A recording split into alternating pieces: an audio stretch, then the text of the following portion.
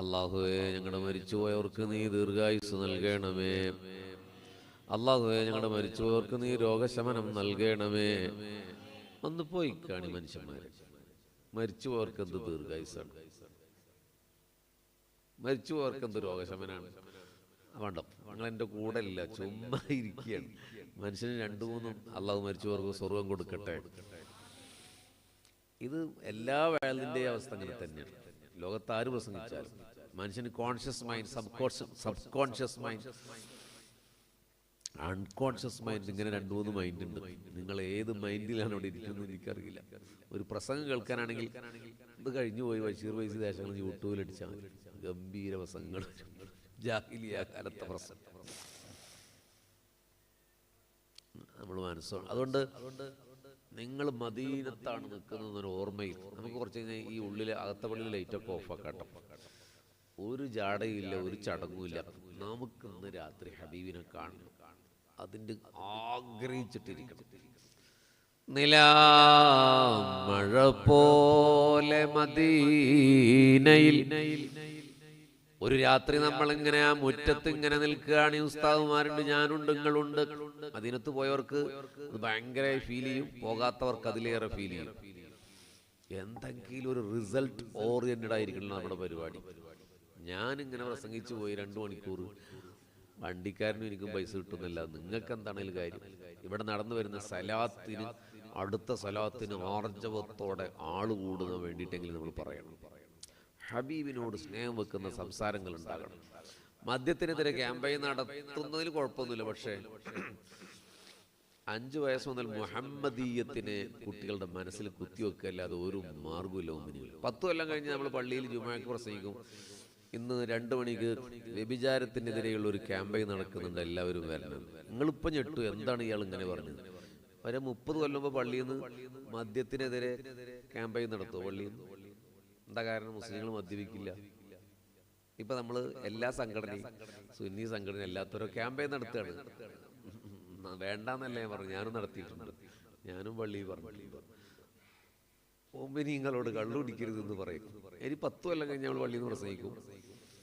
ഇന്ന് 2 മണിക്ക് വ്യഭിചാരത്തിനെതിരെ ഒരു ക്യാമ്പയിൻ നടക്കുന്നുണ്ട്, എല്ലാവരും പങ്കെടുക്കണം. ഇപ്പം നിങ്ങൾക്ക് എന്നോട് ദേഷ്യം തോന്നും, 10 കൊല്ലം കഴിഞ്ഞ് വീണ്ടും കാണാം. അപ്പോൾ ക്യാമ്പയിനൊക്കെ ഒരു പരിധി വരെയാണ്. അതിന് ഗവൺമെൻറ്റിനെ കുറ്റം പറഞ്ഞിട്ടോ, സംഘടനകളെ കുറ്റം പറഞ്ഞിട്ടോ, ഉസ്താദുമാരെ കുറ്റം പറഞ്ഞിട്ടോ ഒന്നും കാര്യമില്ല. മുഹമ്മദ് നബി മനസ്സിലില്ലാത്തതുകൊണ്ടാണ് സംഭവിക്കുന്നത്. പ്രണയമില്ല.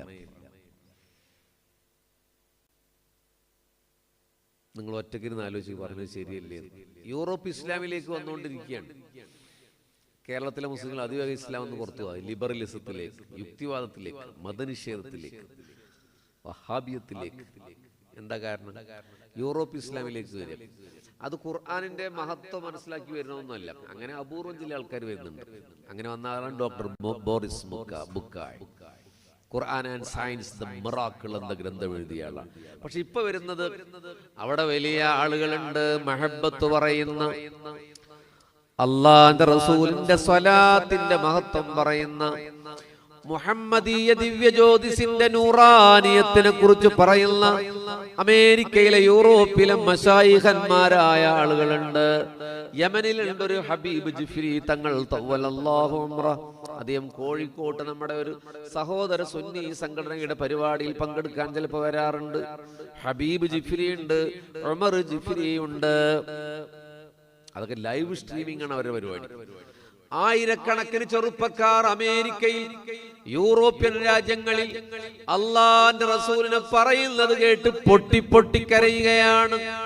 യാന്ത്രിക സംസ്കാരമുണ്ടാക്കിയ അരാജകത്വമുള്ള യൂറോപ്യൻ രാജ്യങ്ങളില് ആയിരക്കണക്കിന് ആളുകൾ ഇസ്ലാമിലേക്ക് കടന്നു വരികയാണ്. അതുകൊണ്ടാണ് 2050 ലോകത്ത് ഏറ്റവും പ്രചാരമുള്ള ഇത് മതം, ദ ഗ്രേറ്റസ്റ്റ് ഇസ്ലാം, ഇസ്ലാം ആകാൻ പോകുന്നത് കൊണ്ടാണ്. ഇസ്ലാമോഫോബിയ പറഞ്ഞു പരത്തിയിട്ട് ലോകത്തെ മുഴുവൻ ഇസ്ലാമിനെതിരാക്കാനുള്ള പ്രചണ്ഡമായ പ്രചാരവേളകൾ ലോകത്ത് നടക്കുന്നത്. ലോകം ഇസ്ലാമിലേക്ക് വരുന്നത് കണ്ടു ഭയന്നിട്ടാണ്.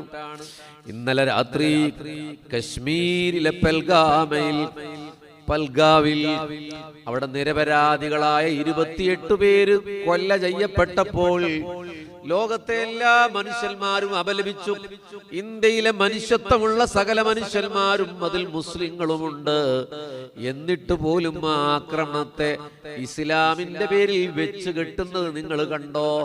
സാമൂഹിക മാധ്യമങ്ങളുടെ പ്രതലങ്ങളിൽ, സോഷ്യൽ മീഡിയ ഹാൻഡലുകളുടെ കമന്റ് ബോക്സുകളിൽ സംഘപരിവാറിന്റെ ആളുകള് ഇത് മതത്തിന്റെ കുഴപ്പമാണ്, ഇത് മുഹമ്മദിന്റെ കുഴപ്പമാണ് സല്ലല്ലാഹു അലൈഹി വസല്ലം, ഇത് ഖുർആനിന്റെ കുഴപ്പമാണെന്ന് പറഞ്ഞ് പ്രചണ്ഡമായ പ്രചാരവേളകൾ ഉണ്ടാക്കുമ്പോൾ നിരപരാധിയായ ഒരു മനുഷ്യനെ കൊല്ലുന്നത് സകല മനുഷ്യരെയും കൊല്ലുന്നവരെ പോലെയാണെന്ന് പറഞ്ഞ പരിശുദ്ധ ഖുർആൻ മുന്നിലുള്ളപ്പോ പോലും നമ്മളെ ആക്രമിക്കുന്നത് എന്തിനാണെന്നറിയുമോ? ഹബീബിങ്ങളെ, 2050 സുപ്രഭാതം പുലരാൻ പോകുന്നത് ഇസ്ലാമിലേക്ക് ജനങ്ങൾ ഒഴുകുന്ന ഒരു സുവർണ കാലത്തിലേക്കാണ്. ഇത് മനസ്സിലാക്കിയ കൊളോണിയലിസ്റ്റുകൾ, നിയോ കൊളോണിയലിസ്റ്റുകൾ, ഫാസിസ്റ്റുകൾ, മതനിഷേധികൾ, അരാജകവാദികൾ, നവലിബറലിസ്റ്റുകൾ ഇസ്ലാമിനെതിരെ ആരോപണം ചമക്കുകയാണ്. 10 കൊല്ലത്തിനുള്ളിൽ ഉണ്ടായ ഒരു സംഭവം നിങ്ങൾക്കറിയില്ലേ ചെറുപ്പക്കാരെ? ഖുർആനിനെ വിമർശിച്ചത് യുക്തിവാദിയായ യൂക്കലാനാഥനടക്കമുള്ള ആളുകൾ, എന്റെ ജില്ലക്കാരനായ പവനനടക്കമുള്ള ആളുകൾ ഖുർആനിനെയാണ് കുറ്റം പറഞ്ഞിരുന്നത് പണ്ട്. പക്ഷെ 10 കൊല്ലത്തിനിടയിൽ യുക്തിവാദികൾ വിലക്കെടുത്ത ആരിഫ് ഹുസൈൻ ആണെങ്കിലും ജബ്ബാർ ആണെങ്കിലും ജാമിദയാണെങ്കിലും അവർ ഫോക്കസ് ചെയ്തത് ഖുർആനെയല്ല, ഹബീബായ മുഹമ്മദ് മുസ്തഫ സല്ലല്ലാഹു അലൈഹി വസല്ലമയാണ്. വയസ്സായവരിത് അറിയുമെന്ന് എനിക്കറിയില്ല. മുസ്തഫ നബിയുടെ വ്യക്തിത്വത്തെ ഇടിച്ചു താഴ്ത്താനാണ്. നിങ്ങൾ ഇപ്പൊ പോയി നോക്കിയോ എന്താ കാരണം? മുഹമ്മദ് നബിയെ താഴ്ത്തിയാൽ ഇസ്ലാം പൊളിഞ്ഞു പോകുന്നവർക്കറിയാം. അല്ല, ഖുർആനെ കുറെ താഴ്ത്താൻ നോക്കി പറ്റിയില്ല. ചെറുപ്പക്കാരെ അതറിയണം. അതുകൊണ്ട് ഈ നാട്ടുകാരെ 5 വയസ്സ് മുതൽ ഹബീബായ നബിയോടുള്ള ഇഷ്ക് കുഞ്ഞുമക്കളുടെ മനസ്സിൽ കുത്തിവെച്ചോളൂ. +2 പഠിക്കുന്ന, MBAക്കും BBAക്കും പഠിക്കുന്ന, ഹയർ എഡ്യൂക്കേഷൻസിന് പഠിക്കുന്ന നമ്മുടെ മക്കളുടെ മനസ്സിൽ മുഹമ്മദ് മുസ്തഫ. ഞാനിവിടെ വന്നപ്പോൾ ഒരു കുട്ടി എന്നോട് കയ്യിൽ പിടിച്ചു, 20 വയസ്സിൽ താഴെ ഒരു ചെറുപ്പം. അത് എന്നെ ഓർമ്മ ഉണ്ടോ ചോദിച്ചു. ഞാൻ എങ്ങനെ ഓർക്കാനാണ്? അപ്പൊ അദ്ദേഹം പറഞ്ഞു, ഞാൻ മഹബ്ബ കോൺഫറൻസിൽ വന്നു തിരൂരിൽ. ഞാനിവിടെ ഇവിടെ ഉണ്ട്. പോയാ മഹബ്ബ കോൺഫറൻസിൽ വന്നു. ഹബീബായ നബിയെ പറയുന്ന ഒരു ഇഷ്കിന്റെ മജ്ലിസായിരുന്നു തിരൂരിലെ വാഗൺ ട്രാജഡി ഹാളിൽ. നിങ്ങളുടെ ഈ നാട്ടിൽ നിന്ന് 20 വയസ്സുള്ള ചെറിയ കുട്ടി വന്നു എന്ന് പറയുമ്പോൾ അങ്ങനത്തെ ചെറുപ്പക്കാരോട് ഉണ്ടാട്ടും. ഞാൻ പറഞ്ഞതിലേക്ക് തിരിച്ചു പോവാം. ഞാൻ പറഞ്ഞത് ഹബീബായ നബി അല്ലാതെ പരിഹാരമില്ല. അതുകൊണ്ട് നമ്മൾ മദീനത്തെ പള്ളിയുടെ മുറ്റത്ത് നിൽക്കുക. ഇൻഷാ അല്ലാഹ് പറയും, ഓൾ ക്ലോസ്ഡ് യുവർ ഐസ്, കണ്ണടച്ചു പിടി. ഈ പള്ളിയിലെ ലൈറ്റൊക്കെ ഒന്ന് ഓഫാക്കി. ഇങ്ങനെയൊരു പ്രസംഗം നടക്കട്ടെ. പ്രസംഗമല്ല, മജ്ലിസ്. പള്ളിയിൽ ലൈറ്റ് ബുദ്ധിമുട്ടില്ലെങ്കിൽ ലൈറ്റൊക്കെ ഒന്ന് ഓഫായിക്കോളും. ഇടയിൽ പോകേണ്ടവർക്ക് പോവുകയും ചെയ്യാം. അതാണ് പറഞ്ഞത്, ലൈവ് വേണ്ട. ലൈവിന് ബുദ്ധിമുട്ട് വരുന്നതാണ്. എന്നാ കണ്ണടച്ചു പിടി. നിലാമഴ പൊഴിയുന്ന രാവിൽ മസ്ജിദുൽ നബവിയുടെ മാർബിൾ തറയിൽ നല്ല തണുപ്പ്. നമ്മളിങ്ങനെ ബാബുസലാമിലൂടെ കയറാൻ നിൽക്കുകയാണ്. സഹോദരിമാരെ, നിങ്ങൾ ശരീരം കൊണ്ട് ജീവനോടെ പോയാൽ ബാബുസലാമിലൂടെ നിങ്ങൾക്ക് പ്രവേശിക്കാൻ കഴിയൂല. ഡോർ നമ്പർ 55-ലൂടെയാണ് നിങ്ങളെ കയറ്റുക. പക്ഷെ നമ്മൾ ഈ സങ്കല്പയാത്രയിൽ നിങ്ങളെ ഞങ്ങളോടൊപ്പം ബാബുസലാമിലൂടെ കയറ്റി കൊണ്ടുപോവുകയാണ്. മുമ്പിലതാ മസ്ജിദുൽ നബവി. ചിത്രത്തിലെങ്കിലും കണ്ടവരെ മനോഹരമായ പള്ളി. മുകളിലേക്ക് നോക്കുമ്പോഴതാ പച്ചമിനാരം. നൂറ്റാണ്ടുകളായി ആശിക്കീങ്ങളെ കൊതിപ്പിച്ച മിനാരം. ഹൃദയത്തിന് പ്രണയത്തിന്റെ ഇഷ്കിന്റെ ചിറക് തുന്നി പറന്ന് പറന്ന് പറന്ന് ഇലൽ മദീന.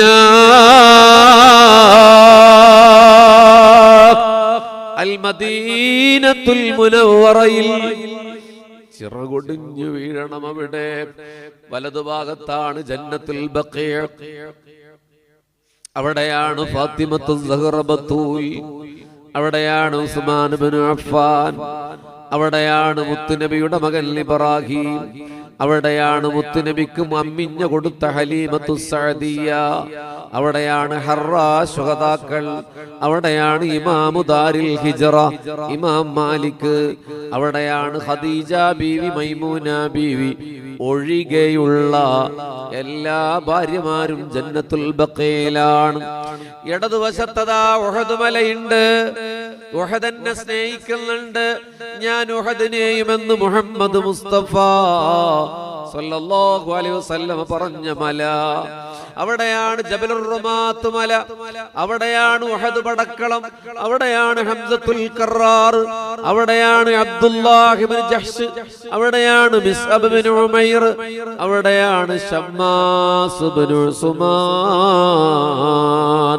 റളിയല്ലാഹു അൻഹു, അവിടെയാണ് മസ്ജിദുൽ ഖിബ്ലതൈനി, അവിടെയാണ് മസ്ജിദുൽ ഇജാബ, അവിടെയാണ് മസ്ജിദുൽ ഖുബ, അവിടെയാണ് മസ്ജിദുൽ ഗമാമ, അവിടെയാണ് മസ്ജിദ് ബിലാൽ, അവിടെയാണ് മസ്ജിദ് ഇമാമിൽ ബുഖാരി, അവിടെയാണ് മസ്ജിദ് അബൂബക്കർ, അവിടെയാണ് മസ്ജിദ് ഉമർ, അവിടെയാണ് മസ്ജിദ് അലി, അവിടെയാണ് മസ്ജിദുൽ ജുമുഅ, അവിടെയാണ് മസ്ജിദ് തുർക്കി, അവിടെയാണ് മസ്ജിദ് അബീ ദിറിൽ ഗിഫാർ റളിയല്ലാഹു അൻഹു. ഞാൻ ഓർമ്മയില്ലാതെ പ്രസംഗിച്ചു കഴിയുമ്പോ നിങ്ങൾ ഓർമ്മപ്പെടുത്തണേ മസ്ജിദുൽ ഗിഫാർ എന്ന്. അവിടെ സലാത്തുമായി ബന്ധപ്പെട്ട ഒരു സംഭവം പറയാനുണ്ട്. ഇവിടെ വർഷങ്ങളോളമായി നടക്കുന്ന ആയിരക്കണക്കിന് ആളുകളുടെ സലാത്തിന്റെ അഭൗമികമായ പ്രകാശം നിലകൊള്ളുന്ന നാടാണ് ഇത്. ശംസുൽ ഉലമയുടെ സാന്നിധ്യമുണ്ടായ നാടാണ് ഇത്. ഔലിയാക്കന്മാര് വന്നുപോയ മണ്ണാണ് ഇത്. ആരിഫീങ്ങൾ വന്നുപോയ മണ്ണാണ്. ഇവിടെ ശുഹദാക്കൾ അന്ത്യവിശ്രമം കൊള്ളുന്ന മണ്ണാണ്. ഇവിടെ മഹാരഥന്മാരായ പുണ്യപുരുഷന്മാരുടെ പദപങ്കജം പതിഞ്ഞ മണ്ണാണ്. അതുകൊണ്ട് മസ്ജിദ് അബൂദറിൽ ഗിഫാർ ഒന്ന് ഓർമ്മപ്പെടുത്തേണമേ. ഹജ്ജിനും ഉംറക്കും പോകുന്നവർ സന്ദർശനം നടത്താത്ത പള്ളിയാണത്. ഒരു 15 കൊല്ലത്തോളമായി അങ്ങോട്ടാരും പോകാറില്ല. പക്ഷേ അവിടെ ഒരു കാര്യമുണ്ട്, അവിടെ നിങ്ങൾ പോകണം. ഇൻഷാ അല്ലാഹ് പറയും, നിങ്ങൾ ശരീരം കൊണ്ടുപോകണം. ഇപ്പൊ മനസ്സുകൊണ്ടല്ലേ ശരീരം കൊണ്ടുപോകണം. എന്നിട്ട് അവിടെ നിന്നിട്ട് അല്ലാഹുവിന്റെ റസൂലിനോട് പറയണം, യാ റസൂലല്ലാഹ്, എനിക്ക് സ്വലാത്തിന്റെ ഇജാസത്ത് തരണേ നബിയേ. ഹബീബികളെ, ഞാൻ അല്ലാഹുവിനെ സാക്ഷ്യപ്പെടുത്തി ഉറപ്പ് പറയുകയാണ്, മദീനയിൽ നിന്ന് നിങ്ങൾ പിരിയുന്നതിന്റെ മുമ്പിൽ ഫിൽ മനാം ഔ ഫിൽ യഖ്ള, ഒന്നുകിൽ ഉണർച്ചയിൽ അല്ലെങ്കിൽ കിനാവിൽ ഹബീബായ നബി നിങ്ങളോട് പറയും, തന്നിരിക്കുന്നു മോനെ. അതെന്താണെന്ന് ഞങ്ങളോട് പറയാം. ഇപ്പൊ ഈ പറഞ്ഞത് കിതാബിലുള്ളതല്ല. നാളെ ചോദ്യം ചെയ്യാൻ വരണ്ട. ആ പള്ളി കിതാബിലുള്ളതാണ്. അതിന്റെ തെളിവ് ഞാൻ പറയാൻ പോകുന്ന സംഭവം കിതാബിലുള്ളതാണ്. പക്ഷെ ഇപ്പൊ ഈ ഇജാസത്ത് പറഞ്ഞത് കിതാബിലുള്ളതല്ല. അല്ലെങ്കിലും സലാത്തിന് ഇജാസത്തിന്റെ ആവശ്യമില്ല. സലാത്ത് എങ്ങനെ എല്ലിയാലും കൂലി കിട്ടും. ഇപ്പൊ സലാത്ത് മജ്ലിസ് കഴിഞ്ഞ ഒരു മട്ടൻ ബിരിയാണി കൊടുക്കുന്നുണ്ട്. ഒരു കുട്ടി വെറുതെ അവിടെ കയറിയിരുന്നു മട്ടൻ ബിരിയാണി കിട്ടാൻ വേണ്ടി. എന്നാലും സലാത്തിന് കൂലി കിട്ടും. മാഷാ അല്ലാഹ്, വാവ്. അത് ആ സലാത്തല്ലാതെ ഒരു ഇബാദത്തിനും നിയ്യത്തില്ലാതെ വെറുതെല്ലാം കിട്ടില്ല. ഇപ്പൊ നിങ്ങൾക്ക് കേൾക്കാന്നല്ലാതെ നിങ്ങൾക്ക് കൂലി കിട്ടണമെങ്കിൽ, പടച്ചോനെ ഞാനിതാ ഇൽമിന്റെ മജ്ലിസിൽ ഇത്തിക്കാഫിലിരിക്കുന്നു, നിയ്യത്ത് ചെയ്താൽ നിങ്ങൾക്ക് കൂലി കിട്ടും. അല്ലെങ്കിൽ കേട്ടു എന്നുള്ളൂ, കൂലി കിട്ടില്ല. ഞാൻ മുമ്പേ നിയ്യത്ത് ചെയ്തു, അതുകൊണ്ട് നിങ്ങൾ കൂലി തന്നാലും ഇല്ലെങ്കിലും പടച്ചോ എനിക്ക് കൂലി തരും. ഞാൻ ഇൽമു പറയുന്നത് നിയ്യത്ത് ചെയ്തിട്ട്. ഇന്നമൽ അഅ്മാലു ബിന്നിയ്യാത്ത്, ഏത് അമലും നിയ്യത്ത് വേണം. സ്വലാത്തിന് നിയ്യത്ത് വേണ്ട. സ്വലാത്ത് ചുമ്മാ ഉറങ്ങിയിരുന്നാലും കിട്ടും. അങ്ങനത്തോടത്താണ് ബഷീർ പറയണത് സ്വലാത്തിന്റെ ഇജാസത്ത് വാങ്ങണം. അതുകൊണ്ടാണ് ഇത് കിതാബിലില്ല എന്ന് പറഞ്ഞത്. കിതാബിലില്ലെങ്കിൽ വേണമെങ്കിൽ വിശ്വസിച്ചാൽ മതി, വേണമെങ്കിൽ ചെയ്യണ്ട. അനുഭവങ്ങളുടെ വെളിച്ചത്തിലാണ് ഇത് പറഞ്ഞത്. അതെന്തുകൊണ്ട് ലാസ്റ്റ് പറയാം. അപ്പൊ ആദ്യം പോണവർക്ക് അത് കിട്ടാതിരിക്കാൻ വേണ്ടിയിട്ടാണ് ലാസ്റ്റ് പറയാന്ന് പറഞ്ഞത്. എന്തുകൊണ്ടാണ് ആ പള്ളി പോയി പറയുന്നത്? റൗളയിൽ പറഞ്ഞ പോരെ. എന്താണ് ആ പള്ളി?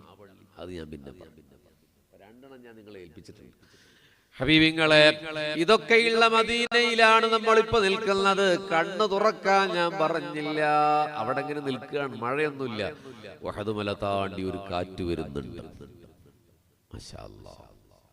5 മിനിറ്റ് കഴിഞ്ഞ റൗളയിലേക്ക് നമ്മൾ കടക്കാൻ പോവാ. ഏതു മദീനയിലാണ് നിൽക്കുന്നത്? തുർബത്തുൽ മദീന, തുർബത്തുൽ മദീന. മദീനയുടെ മണ്ണ് ശിഫാ, അത് ശമനമാണെന്ന് മുഹമ്മദ് മുസ്തഫ. ലൗലൽ ഹിജ്റ, ലൗലൽ ഹിജ്റ, ഹിജ്റ ഇല്ലായിരുന്നുവെങ്കിൽ, മക്കയിൽ നിന്ന് മദീനയിലേക്ക് എന്റെ ജീവിതത്തിൽ അല്ലാഹു ഹിജ്റ ചെയ്യണമെന്ന് നിശ്ചയിച്ചിട്ടില്ലായിരുന്നുവെങ്കിൽ, ലകുന്തു റജുലം മിനൽ അൻസാർ, ഞാൻ മദീനയിലെ അൻസാറായി ജനിക്കേണ്ടയാളാണെന്ന് മുഹമ്മദ് മുസ്തഫ. ഞാൻ മദീനക്കാരനാകേണ്ട ആളാണ്. മദീനയെ പേടിക്കണം മുഅ്മിനീങ്ങളെ. ഹജ്ജിന് പോകുന്നവരെ, ഉംറക്ക് പോകുന്നവരെ മക്കയെ പേടിക്കേണ്ടതില്ല. കാരണം അവിടുന്ന് വല്ല അബദ്ധം വരാതിരിക്കട്ടെ, അള്ളാഹു പുറത്തു വരും. അള്ളാഹു കാരുണ്യവാനാണ്. പക്ഷെ മദീനയിൽ നിന്നൊരബദ്ധം വന്നാൽ അള്ളാഹു പൊറുക്കൂല. അതാണ് പ്രശ്നം. നബി കാരുണ്യവാനാണ്, പക്ഷെ അള്ളാഹു ആണല്ലോ പുറത്തു തരേണ്ടവൻ.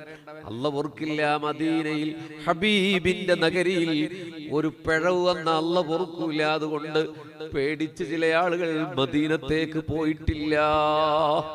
മദീനയോടുള്ള പ്രണയം കൊണ്ട്. ഇമാം മാലിക് റളിയല്ലാഹു അൻഹു, എന്റെ പൊന്നു ഹബീബിങ്ങളെ, മദീനയിൽ ചെരുപ്പ് ധരിച്ച് നടന്നിട്ടില്ല. ഞാൻ ഷൂട്ട് നടന്നയാളാ. റൗള ശരീഫിന്റെ മുറ്റത്തുകൂടെ ചെരുപ്പിട്ട് നടന്നയാളാ. നിങ്ങളെ എനിക്കറിയില്ല. അപ്പൊ ഞാനിങ്ങനെ നബിയെ സ്നേഹിച്ച് ഇമാം മാലിക് ചെരുപ്പിട്ടിട്ടില്ല. ഞെട്ടലോടെ കേട്ടോളൂ. ഇമാം മാലിക് തങ്ങൾ മദീന പള്ളിയുടെ മുറ്റത്ത് മാത്രമല്ല കേട്ടോ, മുറ്റത്ത് മാത്രമല്ല കേട്ടോ, ഹറം ഷരീഫിൽ ചെരുപ്പ് ധരിച്ചിട്ടില്ല. ഹറം എന്ന് പറഞ്ഞാൽ മസ്ജിദുൽ നബവി എന്ന പള്ളി മാത്രമല്ല, അതിന്റെ മുറ്റം മാത്രമല്ല, ഒരു ഭാഗത്തേക്ക് 7 കിലോമീറ്റർ ദൂരമുണ്ട് ഹറമിന്റെ അതിർത്തി. ഇന്നത്തെ അബിയാർ അലി എന്ന് പറയുന്ന സ്ഥലം ദുൽഹുലൈഫ മദ്രസയിൽപ്പെട്ട ഒരു ഭാഗത്ത് 20 കിലോമീറ്റർ ഉണ്ട്. മക്ക ഹറം എന്ന് പറഞ്ഞാലും മക്ക മസ്ജിദ് നബി മാത്രമല്ല. ഇപ്പൊ ഉംറക്ക് ഇഹ്റാം കെട്ടാൻ പോകുന്ന സ്ഥലം ഉണ്ടല്ലോ, എന്താ പറയാ, പോയവര് പറയാം, എന്താ പറയാ, മക്കത്തി ഫ്ലോ കളയണ്ട. തൻഈം എന്ന് പറയും. ആയിഷ പള്ളി 7 കിലോമീറ്റർ ഉണ്ട്. 22 കിലോമീറ്റർ ഉണ്ട് ജറാനയിലേക്ക്. അങ്ങനെ അത്രയും വിശാലമായ സ്ഥലമാണ്. നിങ്ങൾക്ക് മനസ്സിലായോ എന്ന് എനിക്കറിയില്ല. ഇപ്പൊ ഈ മഹല്ല് എന്ന് പറഞ്ഞ ഈ പള്ളി മാത്രമാണോ? കോട്ടിക്കുളം മഹല്ല് എന്ന് പറഞ്ഞ ഈ പള്ളി മാത്രമാണോ? പറ, ഒന്ന് റെസ്പോണ്ടിസ്റ്റ്. ഈ പള്ളി മാത്രമാണോ? അല്ല. ഈ പള്ളിയുടെ ചുറ്റുമതിലിന്റെ ഉള്ളിൽ മാത്രമാണോ കോട്ടിക്കുളം മഹല്ല്? അല്ല എന്ന് പറയുന്നു. കുറച്ച് ദൂരത്തേക്ക് ഇതിന്റെ, ഞാൻ വന്ന് ഭക്ഷണം കഴിക്കാൻ പോയ വീട് ഇവിടുന്ന് 5 കിലോമീറ്റർ അപ്പുറമാണെന്ന് എനിക്ക് തോന്നി. അത്ര ഉണ്ടോ അറിയില്ല. അപ്പൊ പറഞ്ഞു അവരും കോട്ടിക്കുളം മഹല്ലാണ്. അപ്പൊ അതൊക്കെ കോട്ടിക്കുളം മഹല്ലാണ്. മനസ്സിലായോ? അതുപോലെ മസ്ജിദുൽ ഹറം എന്ന്, മക്ക ഹറം, മദീന ഹറം എന്ന് പറഞ്ഞ പള്ളി മാത്രമല്ല, അതിന് വിശാലമായ ഏരിയ ഉണ്ട്. ഇനി വരൂ മദീനയിലേക്ക്. ഇമാം മാലിക് റളിയല്ലാഹു അൻഹു മസ്ജിദുൽ നബവിയുടെ മുറ്റത്ത് മാത്രമല്ല, മദീന പട്ടണത്തിൽ മാത്രമല്ല, മദീന ഹറം എന്ന് പറയുന്ന ഏരിയയിൽ ചെരുപ്പ് ധരിച്ചിട്ടില്ല. ഇനി പറയും, ബഷീർ നബിയെ സ്നേഹിച്ചിട്ടുണ്ടോ? ഞാനും നിങ്ങളും ചെരുപ്പ് കളവ് പോകുമെന്ന് കരുതിയിട്ട് പ്ലാസ്റ്റിക് കവറിൽ ബാത്റൂമിൽ ഉപയോഗിച്ച ചെരുപ്പ് പോലും റൗള ശരീഫിൽ കൊണ്ടുപോയ ആളുകളാണ്. റൗളയിലെ സ്വർഗമാണെന്ന് റസൂലുള്ള പറഞ്ഞ റൗളയിൽ ചെരുപ്പ് കിറ്റിലിട്ട് പോകുന്ന മലയാളികളെ കണ്ടിട്ടില്ലേ? എന്നിട്ട് പറയാണ് നബിയെ സ്നേഹിക്കുന്നവരാണ്. റൗളയിൽ ചെരുപ്പ്, മദീന ഹറമിന്റെ ഉള്ളിൽ ചെരുപ്പിടാത്ത ഇമാം മാലിക് തങ്ങൾ അവിടെ കിടന്നുറങ്ങുന്നുണ്ട് ജന്നത്തുൽ ബഖീൽ. ഈ ഇമാം മാലിക് റളിയല്ലാഹു അൻഹു ഖുറാസാനിൽ നിന്ന് കുതിരകൾ സമ്മാനം ലഭിച്ചു. മദീനയിലെ മുദരിസായിരുന്നു അവർ. അപ്പൊ സമ്മാനം കൊണ്ടുവന്ന് ഉസ്താദുമാർക്ക് സമ്മാനം കൊടുക്കുന്നത് പഴയ സിസ്റ്റാണ്. നമ്മുടെ കോട്ടിക്കുളത്തുണ്ടോന്ന് എനിക്കറിയില്ല. നമ്മൾ മദീനയിലല്ലേ. കോട്ടിക്കുളത്ത് ഉസ്താദുമാർക്ക് ഗൾഫിൽ നിന്ന് വന്ന സ്പ്രേ അത്ര കൊടുക്കാറുണ്ടോ? ഉണ്ടോ മുഅ്മിനീങ്ങളെ? ഇല്ലാന്ന് മനസ്സിലായി. നല്ല ഭാഗ്യവാന്മാരെ അവിടുത്തെ ഉസ്താദന്മാർ. വീട്ടിൽ നല്ല ഫുഡ് ഉണ്ടാക്കിയ കൊണ്ടെടുക്കും. റസൂലുള്ളാഹിക്ക് ഒരു റസൂലായിട്ടല്ല, അത് നമ്മുടെ സിസ്റ്റം അങ്ങനെയാണ്. അല്ല, ഫുഡ് കിട്ടായിട്ടൊന്നുമല്ല. നിങ്ങളെങ്ങാട്ട് നല്ല ഫുഡാണ് ഉസ്താദന്മാരെ വീട്ടിൽ, നിങ്ങളെങ്ങാട്ട് നല്ല വണ്ടിയാണ് ഉസ്താദന്മാരെ വണ്ടി. ഒക്കെ പണ്ട് ഞങ്ങളുടെ നാട്ടിലൊക്കെ തൃശ്ശൂർ ചില ആൾക്കാർ പറയുന്നുണ്ട്, ഇവർ മൗലൂദ് ഓതാനൊക്കെ പോണു ശാപ്പാട് കഴിക്കാൻ. ഒന്ന് പോസ്റ്റ ആരെ വീട്ടിലാണ് ശാപ്പാടില്ലാത്തത്? ഞങ്ങളുടെ തൃശ്ശൂരിലെ എല്ലാ ഉസ്താദന്മാർക്കും ബൈക്കും കാറൊക്കെ ഉണ്ട്. ഏറ്റവും നല്ല മൊബൈൽ ഉസ്താദന്മാരുടെ കയ്യിലാണ്. അപ്പൊ പൈസ ഇല്ലായിട്ട് അത് ബർക്കത്തോണ്ടാണ് കേട്ടോ, പണക്കാരായതുകൊണ്ടല്ല. ഞാൻ പറഞ്ഞത് എന്തെങ്കിലും നല്ല വിഭവം ഉണ്ടാക്കിയാൽ എന്തെങ്കിലും ഗിഫ്റ്റ് ഒക്കെ ഉണ്ടെങ്കിൽ കൊടുന്നു കൊടുക്കണം. ഇൻഷാ അല്ലാഹ് വെറുതെ പറയും, കൊടുത്താലും ഇൻഷാ അല്ലാഹ് പറയും. എന്താ വലിയൊരു പറയില്ല, ചെറിയ കുട്ടികളാ പറയണം. വലിയൊരു പറയും, നിങ്ങൾ പറയില്ല. ഹബീബിങ്ങളെ റസൂലുള്ളാഹിക്ക് സമ്മാനം കൊടുത്തയക്കാറുണ്ട്. ഇമാം മാലിക് തങ്ങൾക്ക് ഖുറാസാനിൽ നിന്ന് കുതിരകൾ വന്നു, ചെമന്ന കുതിരകൾ. ചെമന്ന കുതിരകൾ പറഞ്ഞാൽ കുറച്ച് വില പിടിച്ച ചെമന്ന ഒട്ടകവും ചെമന്ന കുതിരയും എന്ന് പറയുന്നത് കുറച്ച് കോസ്റ്റ്ലിയാണ്. നമ്മുടെ മെഴ്സിഡസ് ബെൻസ് എന്നൊക്കെ പറയുന്ന മാതിരി, ടാർ എന്നൊക്കെ പറഞ്ഞ മാതിരിയുള്ള ഒരു ഐറ്റം, അംബാസഡർ അല്ല. അപ്പോൾ ഒരു 10-100 താഴെ കുതിരകളുണ്ട്. അങ്ങനെ കൊടുന്നു കൊടുത്തപ്പോൾ ഇമാം മാലിക് തന്റെ ശിഷ്യനെ വിളിച്ചു പറഞ്ഞു, കൊണ്ടുപോയിക്കോളൂ, ഒരൊറ്റ കുതിരയും മദീനയിൽ വേണ്ട, കൊണ്ടുപോയിക്കോളൂ, പോയിന്റ് ശ്രദ്ധിക്കണം. ശിഷ്യൻ പറഞ്ഞു, ഇമാം ഷാഫി റളിയല്ലാഹു അൻഹു ആണെന്നാണ് ഓർമ്മ, പറഞ്ഞു, ഉസ്താദേ ഒരെണ്ണെങ്കിലൂടെ വെച്ചൂടെ, വാഹനമായി സഞ്ചരിക്കാൻ ഉപയോഗപ്പെടുത്താൻ, അതിനല്ലേ അങ്ങേക്ക് സമ്മാനം തന്നത്? ഹബീബിങ്ങളെ വല്ലാഹി സയ്യിദുനാ ഇമാം മാലിക് തങ്ങളുടെ കണ്ണ് നിറഞ്ഞു തുളുമ്പി. ഇമാം മാലിക് എന്ന ലോകം കണ്ട മഹാപണ്ഡിതൻ, മദ്ഹബിന്റെ ഇമാമായി മാറിയ മഹാൻ കരഞ്ഞുകൊണ്ട് ശിഷ്യനോട് പറയാണ്, എന്തു വാക്കാണ് നീ മോനെ പറഞ്ഞത്? ഇത് മദീനത്തുൽ നബിയാണ്, ഇത് പരിശുദ്ധ മദീനയാണ്, ഇതെന്റെ ഹബീബിന്റെ പട്ടണമാണ്. ഹബീബിന്റെ നഗരിയിലൂടെ ഞാൻ കുതിരപ്പുറത്ത് സഞ്ചരിക്കുകയോ, എന്നെ വഹിച്ച കുതിരയുടെ കുളമ്പുകൾ അല്ലാഹുവിന്റെ റസൂലിന്റെ മദീനയിൽ തട്ടുകയോ ഞാൻ തയ്യാറല്ല. ഞാൻ എന്റെ ഹബീബിന്റെ മദീനയിൽ കുതിരപ്പുറത്ത് സഞ്ചരിക്കില്ലെന്ന് ഇമാം മാലിക് റളിയല്ലാഹു അൻഹു. അപ്പൊ നിങ്ങൾ ചോദിക്കും, സഹാബത്ത് മദീനത്ത് നടന്നിട്ടില്ലേ? കുതിരപ്പുറത്ത് ഉണ്ട്. പ്രണയം എന്ന് പറയുന്നത് പലരുടെയും മനസ്സിൽ പല വിധത്തിലാണ്. ഇപ്പൊ കേരളത്തിലെ സുന്നികളുടെ പ്രവാചക സ്നേഹമാവില്ല, ജോർദാനിലും യമനിലും ആഘോഷങ്ങളിലൊക്കെ വ്യത്യാസം ഉണ്ടാവും. അപ്പൊ നിങ്ങൾ നബിദിന റാലി സൗദി അറേബ്യയിലുണ്ടോ എന്ന് ചോദിക്കരുത്. ഭൂമിശാസ്ത്രപരമായ ജിയോഗ്രഫിക്കൽ ഡിഫറൻസ് ആചാരങ്ങളിലും അനുഷ്ഠാനങ്ങളിലും ഒക്കെ കാണും. ഇവിടെ ഉണ്ടായ അതേപോലെ സൗദി അറേബ്യയിൽ ഉണ്ടായിക്കൊള്ളുന്നില്ല. അവിടെ സൗദി അറേബ്യയിൽ മൗലൂദിൽ ഞാൻ പങ്കെടുത്തിട്ടുണ്ട്, നിങ്ങളും പങ്കെടുത്തിട്ടുണ്ടോ? മദീനയിൽ ഷെയ്ഖ് റിഫായി തങ്ങളുടെ പരമ്പരയിൽപ്പെട്ട മഹാൻ അവിടെയുണ്ട്, ഇപ്പോഴും അദ്ദേഹം ജീവിച്ചിരിക്കുന്നുണ്ട്. പൊയ്ക്കോളൂ, ഇജാസത്തൊക്കെ തരും. വിശ്വാസമുള്ളവർ പോയാൽ മതി, തട്ടിപ്പല്ല. ആത്മീയത തട്ടിപ്പായ കാലത്താണ് നമ്മൾ ജീവിക്കുന്നത്. യൂട്യൂബിലൂടെ പൈസ ഉണ്ടാക്കുന്നതാണ് പുതിയ ആത്മീയത. കൊറോണയ്ക്ക് ശേഷം ഉണ്ടായ ആത്മീയത എന്ന് പറഞ്ഞാൽ യൂട്യൂബിലൂടെ പൈസ ഉണ്ടാക്കുന്ന ആത്മീയത. ഞാൻ വിമർശിക്കുകയല്ല, പേഴ്സണലി ആരെങ്ങനെ വിമർശിക്കാറില്ല. അങ്ങനെയാണ് ഞാനൊരു കോടീശ്വരനാകേണ്ടതായിരുന്നു. കേരളത്തിൽ ആദ്യമായി തള്ളല്ല ലൈവ് സ്ട്രീമിംഗ് തുടങ്ങിയത് ഈ കോവിഡ് കാലത്ത് തുടങ്ങിയത്. നിങ്ങൾ യൂട്യൂബ് അല്ലെങ്കിൽ യൂട്യൂബിലല്ല ഫേസ്ബുക്ക് പരിശോധിച്ച് നോക്കും. അന്ന് ഞാൻ ഇങ്ങനെ ഗൂഗിൾ പേ നമ്പർ കൊടുത്താൽ മതിയായിരുന്നു പൈസ കിട്ടിയത്. എനിക്ക് പൊട്ടത്തരായി. ഇപ്പോൾ യൂട്യൂബിലൂടെയാണ് അങ്ങനെ ആത്മീയത അങ്ങോട്ട് കൂടിയിട്ട് ഭാര്യനെ പ്രസവിക്കാൻ ഹോസ്പിറ്റൽ വരെ കൊണ്ടാകാത്ത ആത്മീയതയിലേക്ക് എത്തി. നിങ്ങൾ എന്ത് കരുതിയാലും ശരി, സുന്നത്ത് ജമാഅത്തിന് പെരുദോഷം വരുന്ന ഒരു ആത്മീയതയെ നമ്മൾ അംഗീകരിക്കും. ഒരാൾ ഇപ്പം അടുത്തൊരു ദിവസം ലൈവിൽ പറയാണ്, ഒന്നുകൂടി ഉഷാറാക്കണം, വീട് പണി നടക്കുന്നുണ്ട്. എന്തൊരു കഷ്ടമാണോ നിങ്ങളെ? ഇപ്പൊ ഈ സലാത്ത് മജ്ലിസിന്റെ പൈസ ഉസ്താദിനാണോ നിങ്ങൾ പറയും? ഉസ്താദിന്റെ വീട്ടിൽ കാണും, മിണ്ടാത്താണോ? ഉസ്താദിന് ഹദിയ കൊടുക്കാൻ പറ്റില്ല പറഞ്ഞു. സലാത്തിന് മൊത്തം വരുമാനം ഉസ്താദ് വീട്ടിൽ കൊണ്ടുണ്ടോ? എന്തെങ്കിലും മിണ്ടാത്ത് കൊണ്ടുണ്ടോ? ഉണ്ടല്ലേ? ഇല്ല, മഹല്ലിനായിരിക്കും. അദ്ദേഹത്തിന് ഹദിയ കൊടുക്കാൻ പറ്റില്ല. പക്ഷെ ഒരാൾ ലൈവിൽ എന്ന് പറയാണ്, സലാത്ത് ഉഷാറായി ചെല്ലി എനിക്ക് വീട് പണി തുടങ്ങണം, ഈ പണി നിന്ന വീട് പണി നിൽക്കണം. അത് കൃത്യമായി മാർക്കറ്റ് ചെയ്യല്ലേ? അത് നബി സല്ലല്ലാഹു അലൈഹി വസല്ലം തിരിച്ചടിക്കും, ഉറപ്പായിട്ട് തിരിച്ചടിക്കും. അള്ളാഹു നമ്മളെ കാക്കട്ടെ. ഭയങ്കര പ്രശ്നമാണ്. ഹബീബിങ്ങളെ ഇമാം മാലിക് റളിയല്ലാഹു അൻഹു പറയുകയാണ്, എനിക്ക് കുതിരപ്പുറത്ത് നടക്കാൻ പറ്റൂല മദീനയിൽ, ഇത് റസൂലുള്ളാന്റെ നഗരിയാണ്. അതാണ് ഇമാം മാലിക് റളിയല്ലാഹു അൻഹു. അവര് ദർസ് നടത്തും. പള്ളിയുടെ ഉള്ളിൽ കയറട്ടെ, നമുക്ക് റൗള ശരീഫിന്റെ ഉള്ളിൽ കയറാം. നിങ്ങൾ അവിടെ നിന്ന് ആലോചിക്കാൻ വേണ്ടി പറയാം. ദർസ് നടത്തുമ്പോ തേള് വന്നു കുത്തി ശിഷ്യന്മാര് കണ്ടു. ഇമാം മാലിക് ദർസ് നിർത്തിയില്ല, ഹദീസാണ് എടുക്കുന്നത്. പിന്നെയും കുത്തി. വിശ്വസിക്കാൻ പറ്റുമോ? 6 തവണ വന്ന് ഇമാം മാലിക് തങ്ങളുടെ കാലിൽ തേള് കുത്തി നിറം മാറി. ഇമാം മാലിക് തങ്ങളുടെ നാവ് കുഴഞ്ഞുപോയി. ശിഷ്യന്മാർ ചോദിച്ചു, ഉസ്താദേ തേളല്ലേ കുത്തി, എന്താ നിർത്താത്ത? പറഞ്ഞെന്താണെന്നറിയോ? ഞാൻ അള്ളാന്റെ റസൂലിന്റെ ഹദീസാണ് പറയുന്നത്. എന്റെ ഹബീബിന്റെ ഹദീസ് പറയുമ്പോ ഞാനത് നിർത്തിയാൽ അദബ് കേടാണ്. അവരുടെ മനസ്സിലെ നബി ആരാണ്? ഇമാം മാലിക് തങ്ങൾ ഫഖീഹുമാണ്, മുഹദ്ദിസുമാണ്. അതായത് ഹദീസും അറിയാം, ഫിഖും അറിയാം. മുവത്ത അവരുടെ ശ്രദ്ധേയമായ വേൾഡ് ക്ലാസിക്കായ ഗ്രന്ഥമാണ് മുവത്ത. മുഅ്മിനീങ്ങളെ, അപ്പോൾ മൂപ്പര് ദർസ് നടത്തുമ്പോൾ വീട്ടിലേക്ക് ദർസ് മാറി. അദ്ദേഹത്തിന് ഉസ്താദിനൊരു രോഗം ഉണ്ടായിരുന്നു, മൂത്രവാർച്ച ഉണ്ടായിരുന്നു.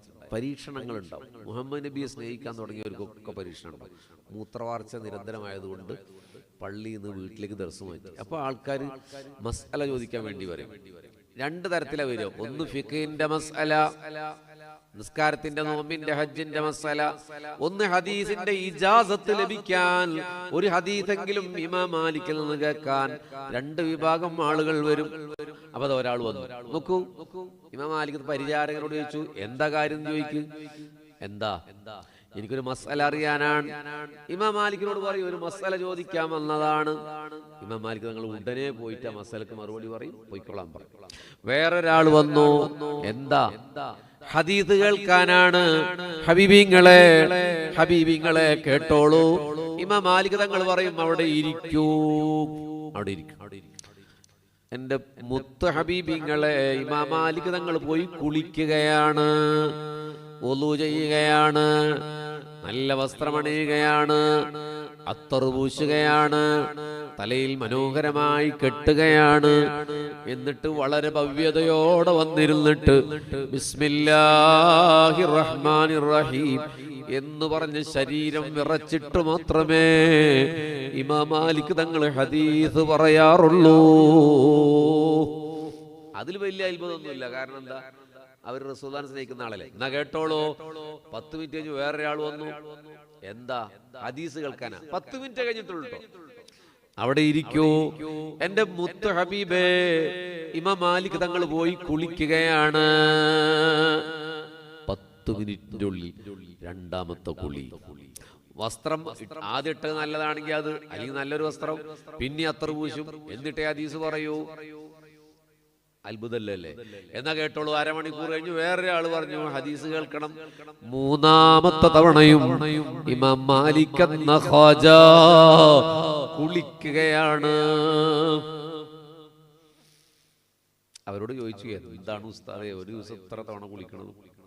എനിക്ക് എന്റെ ഹബീബിന്റെ ഹദീസ് പറയുമ്പോൾ എന്റെ റസൂലുള്ളാഹിനെ ഓർമ്മ വരും. എന്റെ ഹബീബിന് ഓർമ്മ വന്നാൽ ഹബീബ് എന്നെ കാണൂലേ? അപ്പൊ ഞാൻ ശുദ്ധിയോടെ മനോഹരമായിരിക്കേണ്ടേ എന്ന് പറഞ്ഞു ഇമാം മാലിക് റളിയല്ലാഹു അൻഹു. പറയൂ ഹബീബിങ്ങളെ, നമ്മൾ നബിയെ സ്നേഹിച്ചിട്ടുണ്ടോ? നമുക്ക് റസൂലുള്ളാഹിനെ ഇഷ്ടം തോന്നിയിട്ടുണ്ടോ? അങ്ങോട്ട് സ്നേഹിക്കുകയൊക്കെ ചെയ്യാം. പക്ഷെ റസൂൽ നമ്മൾ എങ്ങോട്ട് സ്നേഹിച്ചിട്ടുണ്ടോ? ഒരു കമ്മ്യൂണിറ്റി എന്ന നിലക്ക് റസൂൽ നമ്മളെ പൊതുവായി സ്നേഹിച്ചിട്ടുണ്ടോ? പക്ഷെ പേഴ്സണലി ബഷീറിന് എനിക്ക് ഇഷ്ടമാണ്, അല്ലെങ്കിൽ നിങ്ങൾ ഇഷ്ടമാണെന്ന് റസൂൽ പറഞ്ഞിട്ടുണ്ടാവുമോ? ഇഷ്ടമുണ്ടാവുമോ? അത് ആലോചിച്ച് ബേജാറാകണം നമ്മൾ. നമുക്ക് നബിയെ അങ്ങോട്ട് സ്നേഹിക്കുകയൊക്കെ ചെയ്യാം. റസൂൽ ഒരു ഉമ്മത്ത് നിലക്ക് നമ്മളെ മൊത്തത്തിൽ സ്നേഹിച്ചിട്ടുണ്ട്. പക്ഷെ പേഴ്സണലി ഒരു അടുപ്പം, അതാണ് ഇമാം മാലിക് റളിയല്ലാഹു പറഞ്ഞത്, റസൂലുള്ളാഹി എന്നെ കാണൂലേ എന്ന്. നമ്മൾ എത്ര നിസ്സാരതയോടെയാണ് പറയണം കേൾക്കുന്നു. റസൂലുള്ളാഹി ഹദീസ് പറയുമ്പോ എന്നെ കാണൂലേ? അപ്പൊ ഞാൻ ശുദ്ധിയോടെയാകണ്ടേ, മനോഹരമാകണ്ടേ. പ്രണയമേ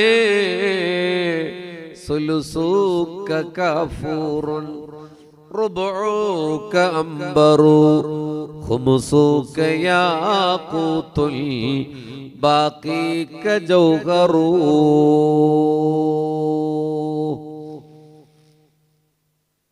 ആ റസൂലുള്ളാഹിന്റെ റൗളയിലാണ് നമ്മൾ കടക്കാൻ പോകുന്നത്. നമുക്ക് കേറില്ലേ? റൗളയിലേക്ക് കേറില്ലേ ആന്ന് പറയും മനുഷ്യന്മാര്. റൗളയിലേക്ക് കേറില്ലേ? പടച്ചോനെ, മനസ്സുകൊണ്ട് ഇത് കേൾക്കുന്നവർ, ഒരോളത്തിലല്ല മനസ്സുകൊണ്ട് നബിയെ കാണണമെന്ന് കൊതിക്കുന്നവർക്ക് യാ റസൂലല്ലാഹ് അവിടുത്തെ ദർശനം നൽകണമേ യാ റസൂലല്ലാഹ്. അല്ലാഹുവേ തൗഫീഖ് ചെയ്യണേ റബ്ബേ. റഫീഖ് സലഫിക്ക് ക്ലിപ്പ് ഉണ്ടാക്കാൻ ഇപ്പൊ പറഞ്ഞ് 2 വാക്ക് മതി. കണ്ടൊരു മൊയിലേര് യാ റസൂലല്ലാഹ് എന്ന് വിളിക്കുന്നു. അങ്ങനെ ആ റസൂലിനോട് പറയാൻ പറ്റുമോ? ഞാൻ ചലഞ്ച് ചെയ്യാണ് നിങ്ങളോട്. നിങ്ങൾ റൗളയിൽ പോയിട്ട് ആ സലാം പറയുന്ന ഒരു ഭാഗമുണ്ട്, അവിടേക്ക് നമ്മൾ വരും. അവിടെ ഒരു തൂണുണ്ട്, ആ ഗ്രില്ലിൽ, ആ തൂണിൽ എഴുതിയിട്ടുണ്ട്. ഇന്ന് വരെ വായിച്ചിട്ടില്ല, നാളെ വായിക്കുമെന്നറിയില്ല. യാ ഖൈറ മൻ ദുഫിനത് ബിൽഖായി അഅ്ലുമുഹു ഫതാബ മിൻ തീബിഹിൻ. പിന്നെന്താ?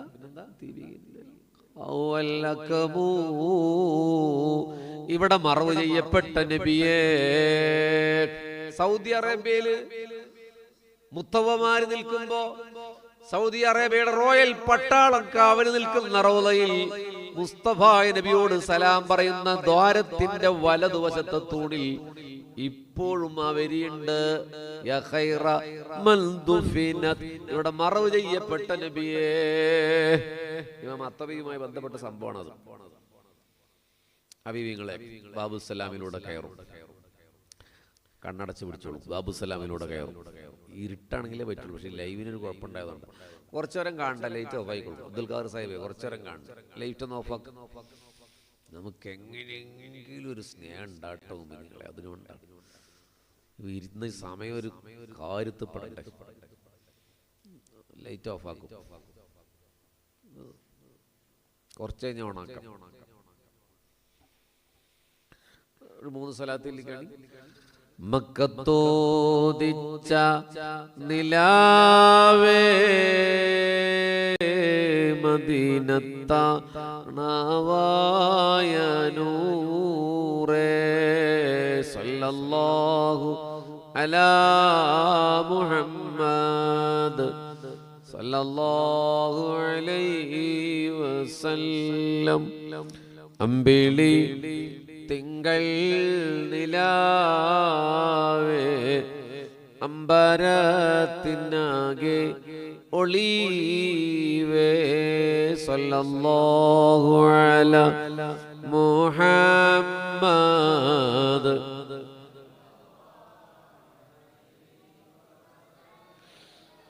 കോട്ടിക്കുളത്തെ കടലിന്റെ അലമാലകൾക്കപ്പുറം ദൂരെ ദൂരെ 7200 മൈലുകൾക്കപ്പുറം ഈ രാത്രിയിൽ പ്രകാശത്തിൽ കുളിച്ചു നിൽക്കുന്ന മദീനയിൽ പച്ചമിനാരത്തിന് താഴെ ഹബീബി സദസ് കാണുന്നുണ്ടാവണം. കാണണേ അല്ലാ, നിങ്ങളുടെ സലാത്ത് എത്തിച്ചു കൊടുക്കണേ അല്ലാ. ഒരു സൂചി വീണാൾ കേൾക്കുന്ന നിശബ്ദതയിലേക്ക് നമ്മൾ ഊളിയിടുകയാണ്. കാം ആൻഡ് ക്വയറ്റ്, ശാന്ത നിശബ്ദതയുടെ ആഴങ്ങളിൽ, ശ്വാസത്തിന്റെ ശബ്ദം പോലുമില്ലാത്ത ശൂന്യതയിൽ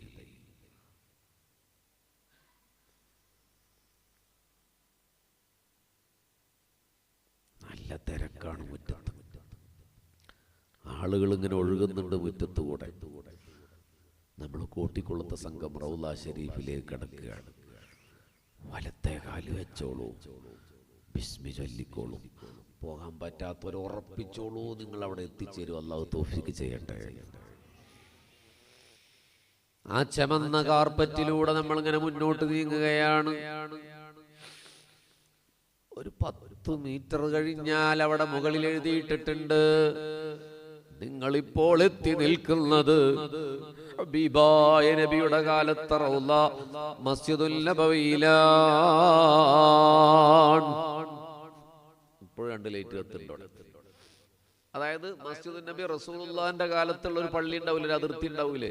കോട്ടിക്കുളത്ത് പള്ളി പണ്ടുണ്ടെങ്കിൽ അതിന്റെ ഒരു അതിർത്തി ഉണ്ടാവും. ഇത് പിന്നെ ഡെവലപ്പ് ചെയ്തതാണ് അല്ലേ, എക്സ്റ്റെൻഡ് ചെയ്തതാണ്, വികസിപ്പിച്ചതാണ്. അതുപോലെ മസ്ജിദ് നബി കാലാകാലങ്ങളിൽ വികസിപ്പിച്ചിട്ടുണ്ട്. പക്ഷെ റസൂലുള്ളാഹിന്റെ കാലത്ത് ഈത്തപ്പനയുടെ തൂണുകുത്തിയ പള്ളിയുണ്ട്. ആ പള്ളിയുടെ അതിർത്തി അവിടെ അടയാളപ്പെടുത്തിയാണ്. ഹജ്ജിനോ ഉംറക്കോ പോയവർക്ക് അമീർമാര് കാണിച്ചു തന്നോന്ന് എനിക്കറിയില്ല, അടയാളമുണ്ട്, എഴുതിയിട്ടിട്ടുണ്ട്. അപ്പൊ നിങ്ങൾ ആലോചിക്കണം, പഠിച്ചോനെ എവിടെയാണ്? കേരളത്തിലെ കാസർഗോഡ് ജില്ലയിൽ ഒരു തീരദേശ ഗ്രാമമായ കോട്ടിക്കുളത്ത് നിന്ന് ഇപ്പൊ നിൽക്കുന്നത് എവിടെയാണ്? 1400 കൊല്ലം മുമ്പ് മുഹമ്മദ് മുസ്തഫ സല്ലല്ലാഹു അലൈഹി വസല്ലമ ഇരുന്ന സ്ഥലത്ത്, അബൂബക്കർ, ഉമർ, ഉസ്മാൻ, അലി റളിയല്ലാഹു അൻഹും ഇരുന്ന സ്ഥലത്ത്, സയ്യിദുനാ സൽമാനുൽ ഫാരിസിയുടെ, സുബൈർ ഇബ്നുൽ അവ്വാമിന്റെ, സയ്യിദുനാ ബിലാലിന്റെ, അങ്ങനെ റളിയല്ലാഹു അൻഹും ഇരുന്ന സ്ഥലത്താണ്. കണ്ടോ, കനീസ് വിളക്കുകൾ തൂങ്ങിക്കിടക്കുന്നു, അലങ്കാര ബൾബുകൾ മിന്നുന്നു, റോയൽ പട്ടാളം കാവൽ നിൽക്കുന്നു, നിശബ്ദതയിൽ ആളുകൾ റൗളയിലേക്ക് കടക്കുകയാണ്. മാ ബൈന ബൈതി വ മിംബരി റൗളത്തും മിൻ റിയാദിൽ ജന്ന. എന്റെ മിമ്പറിന്റെയും എന്റെ ഹൗലിന്റെ എന്റെ വീടിന്റെയും ഇടയിൽ സ്വർഗമാണെന്ന് മുഹമ്മദ് മുസ്തഫ. നമ്മൾ ചവിട്ടി നിൽക്കുന്ന സൗദി അറേബ്യയിലെ മസ്ജിദുൽ നബവിയിലെ മിമ്പറിന്റെയും റൗളയുടെയും ഇടയിലുള്ള സ്ഥലം ഇതുപോലെ നാളെ ജന്നാത്തുൽ ഫിർദൗസിൽ ഡിസ്പ്ലേ ചെയ്യുമെന്ന് മുഹമ്മദ് മുസ്തഫ. എന്താണ് മുഅ്മിനീങ്ങളെ ആ പറഞ്ഞത്? പോയവർ സുജൂദ് ചെയ്ത, പോകാത്തവർ കൊതിക്കുന്ന റൗളയിലെ ആ സ്ഥലം ഉണ്ടല്ലോ, അതേപോലെ നാളെ ജന്നത്തുൽ ഫിർദൗസിൽ ഡിസ്പ്ലേ ചെയ്ത് കാണിക്കുമെന്ന് ഹബീബായ റസൂലുള്ളാഹി. എവിടെയാണ് നിൽക്കുന്നത്? കണ്ടോ നിങ്ങൾ ആ മിമ്പറിന്റെ ഉള്ളിൽ 9 തൂണുകൾ.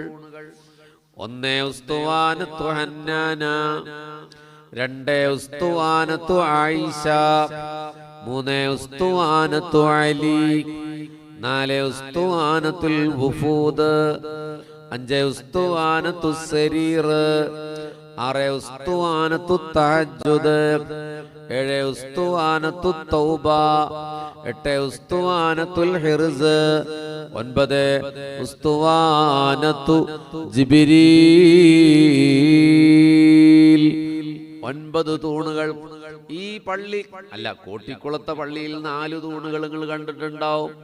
അതിനേക്കാൾ മനോഹരമായതെന്ന് തോന്നുന്ന 9 തൂണുകൾ. അതിലവസാനം പറഞ്ഞ തൂണുകൾ റൗളാ ശരീഫിൽ നമുക്ക് കാണാൻ പറ്റൂല. അത് പുണ്യനബിയുടെ ഖുബ്ബത്തുൽ ഖദറായിന്റെ താഴെ ഹുജറത്തു ശരീഫ എന്ന് പറയുന്ന റസൂലുള്ളാഹിന്റെ ഖബർ ശരീഫുള്ള ആ ഗ്രില്ലിന്റെ ഉള്ളിലാണ് അവസാനം പറഞ്ഞ തൂണുകൾ. ബാക്കി എല്ലാ തൂണും നമുക്ക് കാണാം. അല്ലാഹു തൗഫീഖ് ചെയ്യട്ടെ. ആ തൂണിന്റെ അടുത്തൊക്കെ 2 റക്അത്ത് നിസ്കരിച്ചു നോക്കും. ഹബീബിങ്ങളെ, അവിടെ ബഹളം വെക്കരുതേ. 8 മീറ്റർ അടുത്താരാണ് കിടക്കുന്നത്? ഹജ്ജിനും ഉംറക്കും പോയപ്പോ കണ്ടു ആൾക്കാർ ഇങ്ങനെ ബഹളം വെക്കുന്നു. ഉസ്താദ്മാര് പറയണു, വേഗം ഓടി വന്ന് നിസ്കരിച്ചോളി, കറുപ്പന്മാര് വരും.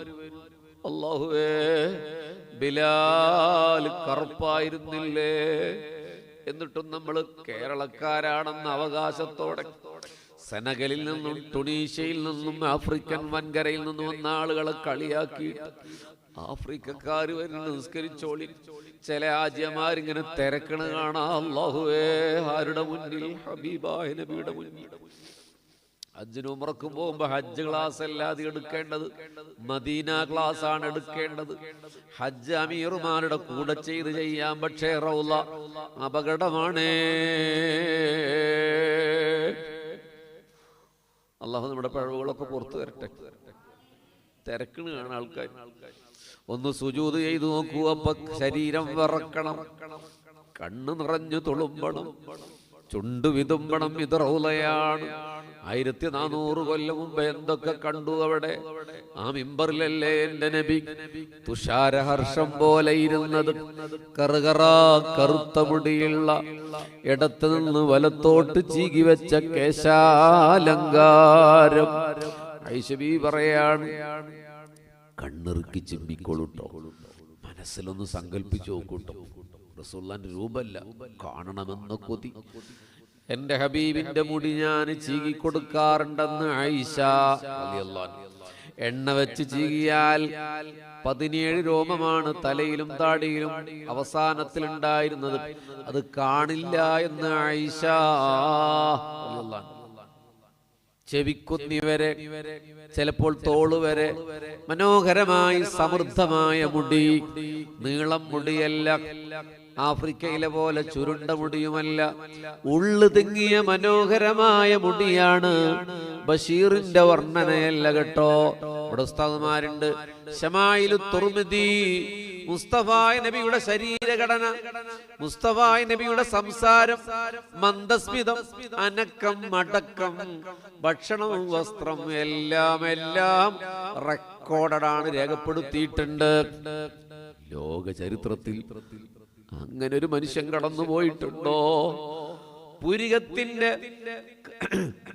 കൺപീലിയുടെ വലിപ്പം വരെ രേഖപ്പെടുത്തിയിട്ടുണ്ട്. Without a palace, without a bodyguard, without a standing army, without a fixed deposit. It's a Muhammad.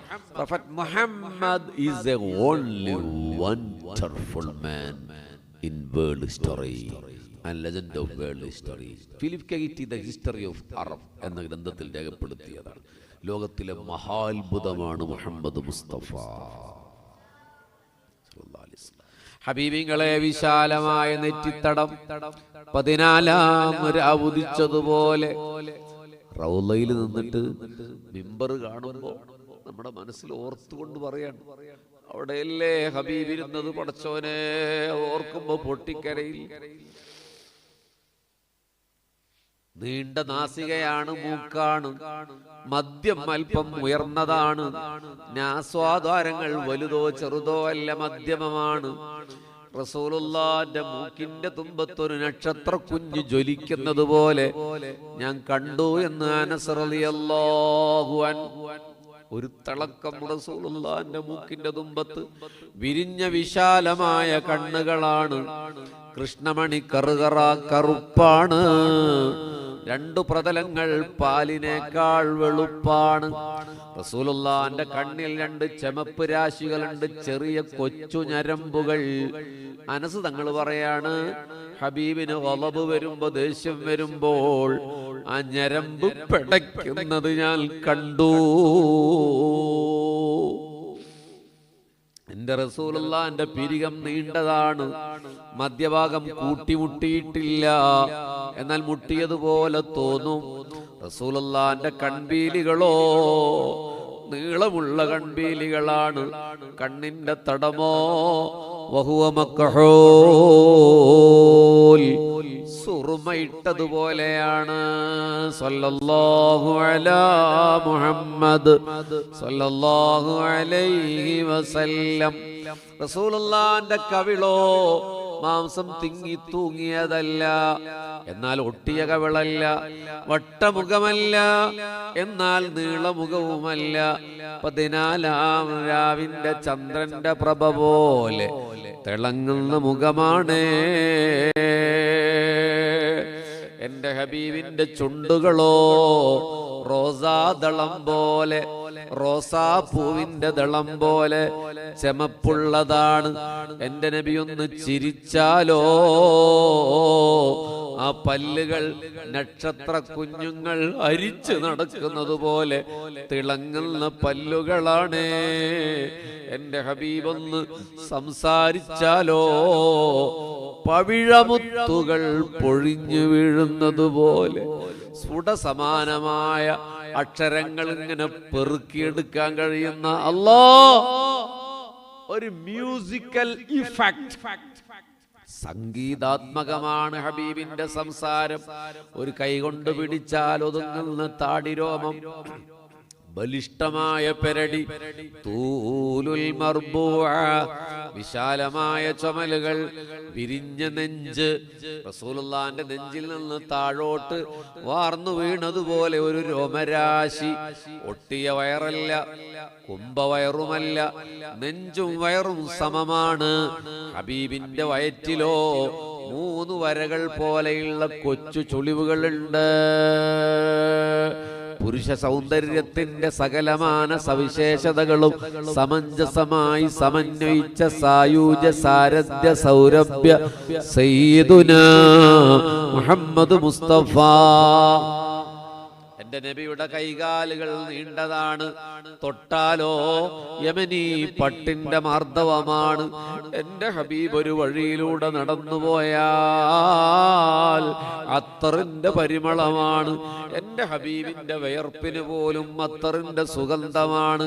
എന്റെ നബി സൂര്യൻ അഭിമുഖമായി നടന്നാൽ ഇപ്പുറത്ത് നിഴല് കാണില്ല. എന്റെ നബി ഒരു സദസ്സിലിരുന്നാൽ അവിടുത്തെ ശിരസാണ് ഉയർന്നു നിൽക്കുന്നത്. എന്റെ നബി ഒരു കുന്നിറങ്ങി നടന്നു വരുന്നത് പോലെ തല അല്പം മുന്നോട്ടാഞ്ഞാണ് നടക്കാറുള്ളത്. എന്റെ നബി മുന്നിലേക്ക് കാണുന്നത് പോലെ പിറകിലും കാണും. എന്റെ നബി കിടന്നുറങ്ങിയാലും കൽബുറങ്ങില്ല, കണ്ണുറങ്ങിയാലും. എന്റെ നബി പ്രസവിക്കപ്പെട്ടപ്പോ 2 കൈയും നിലത്തുകുത്തി തല ആകാശത്തേക്ക് ഉയർത്തി കണ്ണു തുറന്നു പിടിച്ച് ആ കുഞ്ഞിളം വായിൽ പുഞ്ചിരി വച്ചിട്ടാണ് വന്നതെന്ന് ആമിന ബീവി റളിയല്ലാഹു അൻഹ പറയുന്നുണ്ട്.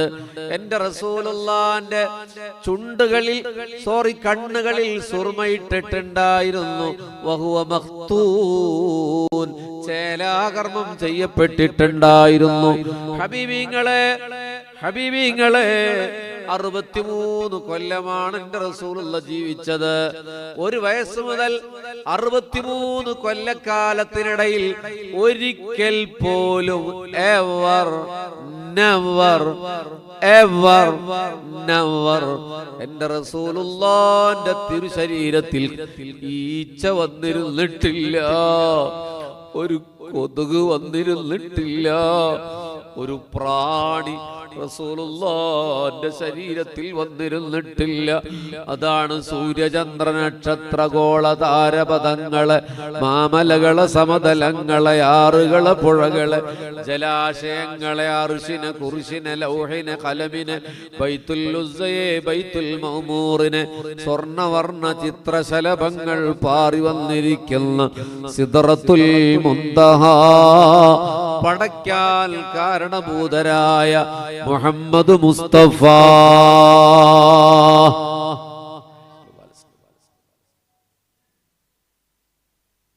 കാണണ്ടേ റസൂലുള്ളാഹിനെ? എനിക്ക് സാധ്യമായ ഒരു വർണ്ണനയാണ് നടത്തിയത്. ഇതൊന്നുമല്ല, ഇതിന്റെ 1000-ലപ്പുറമാണ് റസൂലുള്ളാഹിന്റെ സൗന്ദര്യം, ഇന്ന് കാണാൻ പോകുന്ന സൗന്ദര്യം. ഹബീബിങ്ങളെ 2 റക്അത്ത് നിസ്കരിച്ചോളൂ റൗളയിൽ. ഇൻഷാ അല്ലാഹ് പറയേ. സുജൂദ് ചെയ്യുമ്പോ നമ്മുടെ നെറ്റി മുഖ കാർപ്പറ്റിൽ പതിയുമ്പോ, ആ കാർപ്പറ്റ് അന്നുള്ളതല്ല, അതിന്റെ അടിയിലെ നിലം അന്നുള്ളതല്ല, പക്ഷെ ആ സ്ഥലത്താണ് മസ്ജിദുൻ നബവി, അവിടെയാണ് റൗള ശരീഫ്. അവിടെ കിടന്ന് കരയണം. എവിടെയാണ് തലമുട്ടി നിൽക്കുന്നത് എന്നോർത്ത് കോരിത്തരിക്കണം. ഈ 9 തൂണിനും കഥയുണ്ട്, പക്ഷെ അത് 9 ദിവസം പറയേണ്ടി വരും. 9 തൂണിനും കഥയുണ്ട്. അതില് തള്ളല്ല. 1-ാമത്തെ തൂണ് ഉസ്തുവാനത്തുൽ ഹന്നാനയാണ്, മിമ്പറിന്റെ ഭാഗത്ത് 2-ാമത്തെ തൂണാണത്. ഹന്നാന എന്ന് പറഞ്ഞാൽ പരാതി എന്നർത്ഥമുണ്ട്. ഒരു ദിവസം സഹാബത്ത് അവിടെ ഇരിക്കുമ്പോഴേ, ഹബീബിങ്ങളെ ആന്ന് വിളിയേക്ക്, ഹബീബിങ്ങളെ റസൂലുള്ള മിമ്പറിൽ ഇരിക്കുമ്പോ ഒരു കരച്ചൽ മദീനത്തെ പള്ളിയിൽ. സഹാബത്ത് നോക്കി, ആരാണ് കരയണത്? ഒരൊട്ടകം കരയുന്നത് പോലെ, ഗർഭിണിയായ ഒരൊട്ടകം കരയുന്നത് പോലെ. സഹാബത്ത് ചുറ്റും നോക്കി, ആരെയും കാണുന്നില്ല. മുത്തുനബി മിമ്പറിൽ നിന്നിറങ്ങി, പടച്ചോനെ, അവിടെ ചാരി വെച്ചിരുന്ന ഒരു ഈത്തപ്പനയുടെ മടൽ കയ്യിലെടുത്തു.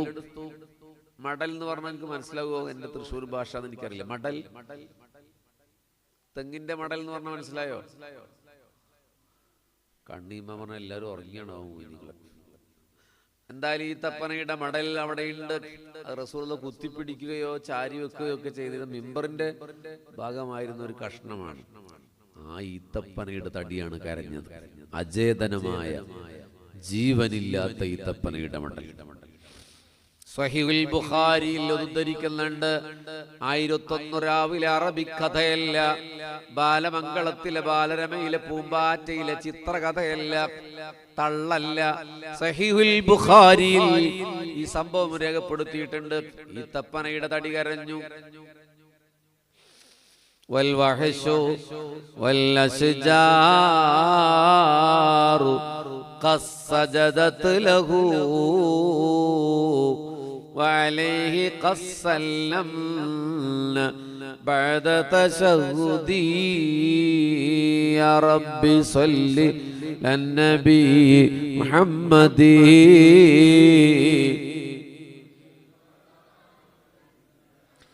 والوسيلة والفضيلة والعلا ومقامه المحمود يوم الموعد يا رب صل للنبي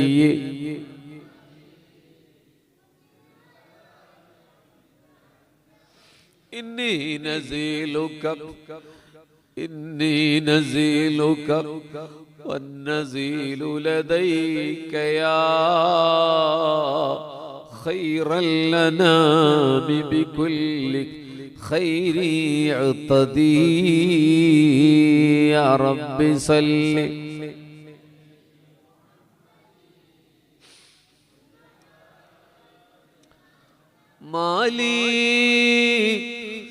مالي سوى حبك مالي سوى حبك مالي سوى حبي لديك وسيلة فاملل علي بفضل جودك أسعدي يا رب صل للنبي محمد منجي الخلائق من جهنم في غدي.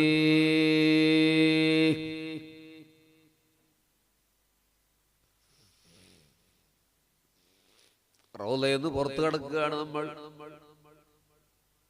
ആ തൂണ്ട പറഞ്ഞില്ല. അപ്പൊ റസൂലുള്ള അത് കയ്യിലെടുത്തു. ആ ഈത്തപ്പനയുടെ തണ്ട് പറയാണ്, നബിയെ അങ്ങനെ ഉപേക്ഷിച്ചോ നബിയെ. അത് പഴയ മിമ്പറിൽ ഉപയോഗിച്ചിരുന്ന ഒരു കഷ്ണായിരുന്നു. പുതിയ മിമ്പർ ഉണ്ടാക്കിയപ്പോൾ മാറ്റിയിട്ടതാണ്.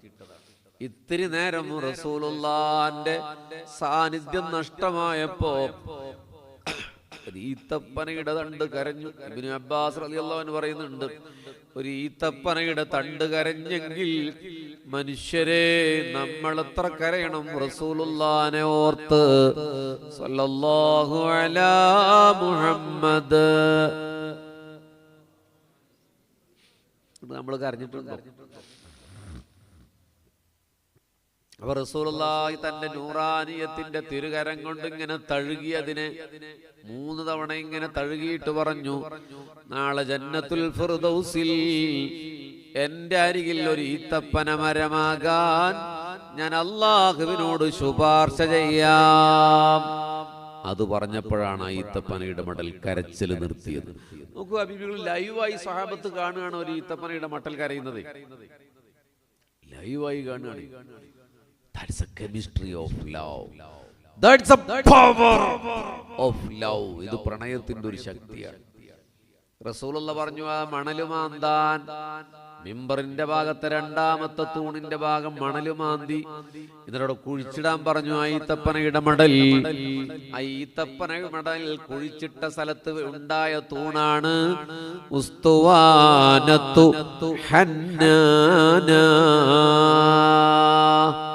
ആവലാതി പറഞ്ഞു റസൂലുള്ളയോട്, എന്തിനാ കാത്തിരിക്കണമെന്നറിയോ? സൗദി അറേബ്യയിൽ മദീനയിൽ മസ്ജിദുൽ നബവിയുടെ റൗള ശരീഫിൽ തൂണ് ഈത്തപ്പന മടൽ കാത്തിരിക്കുന്ന എന്തിനാണെന്നറിയോ?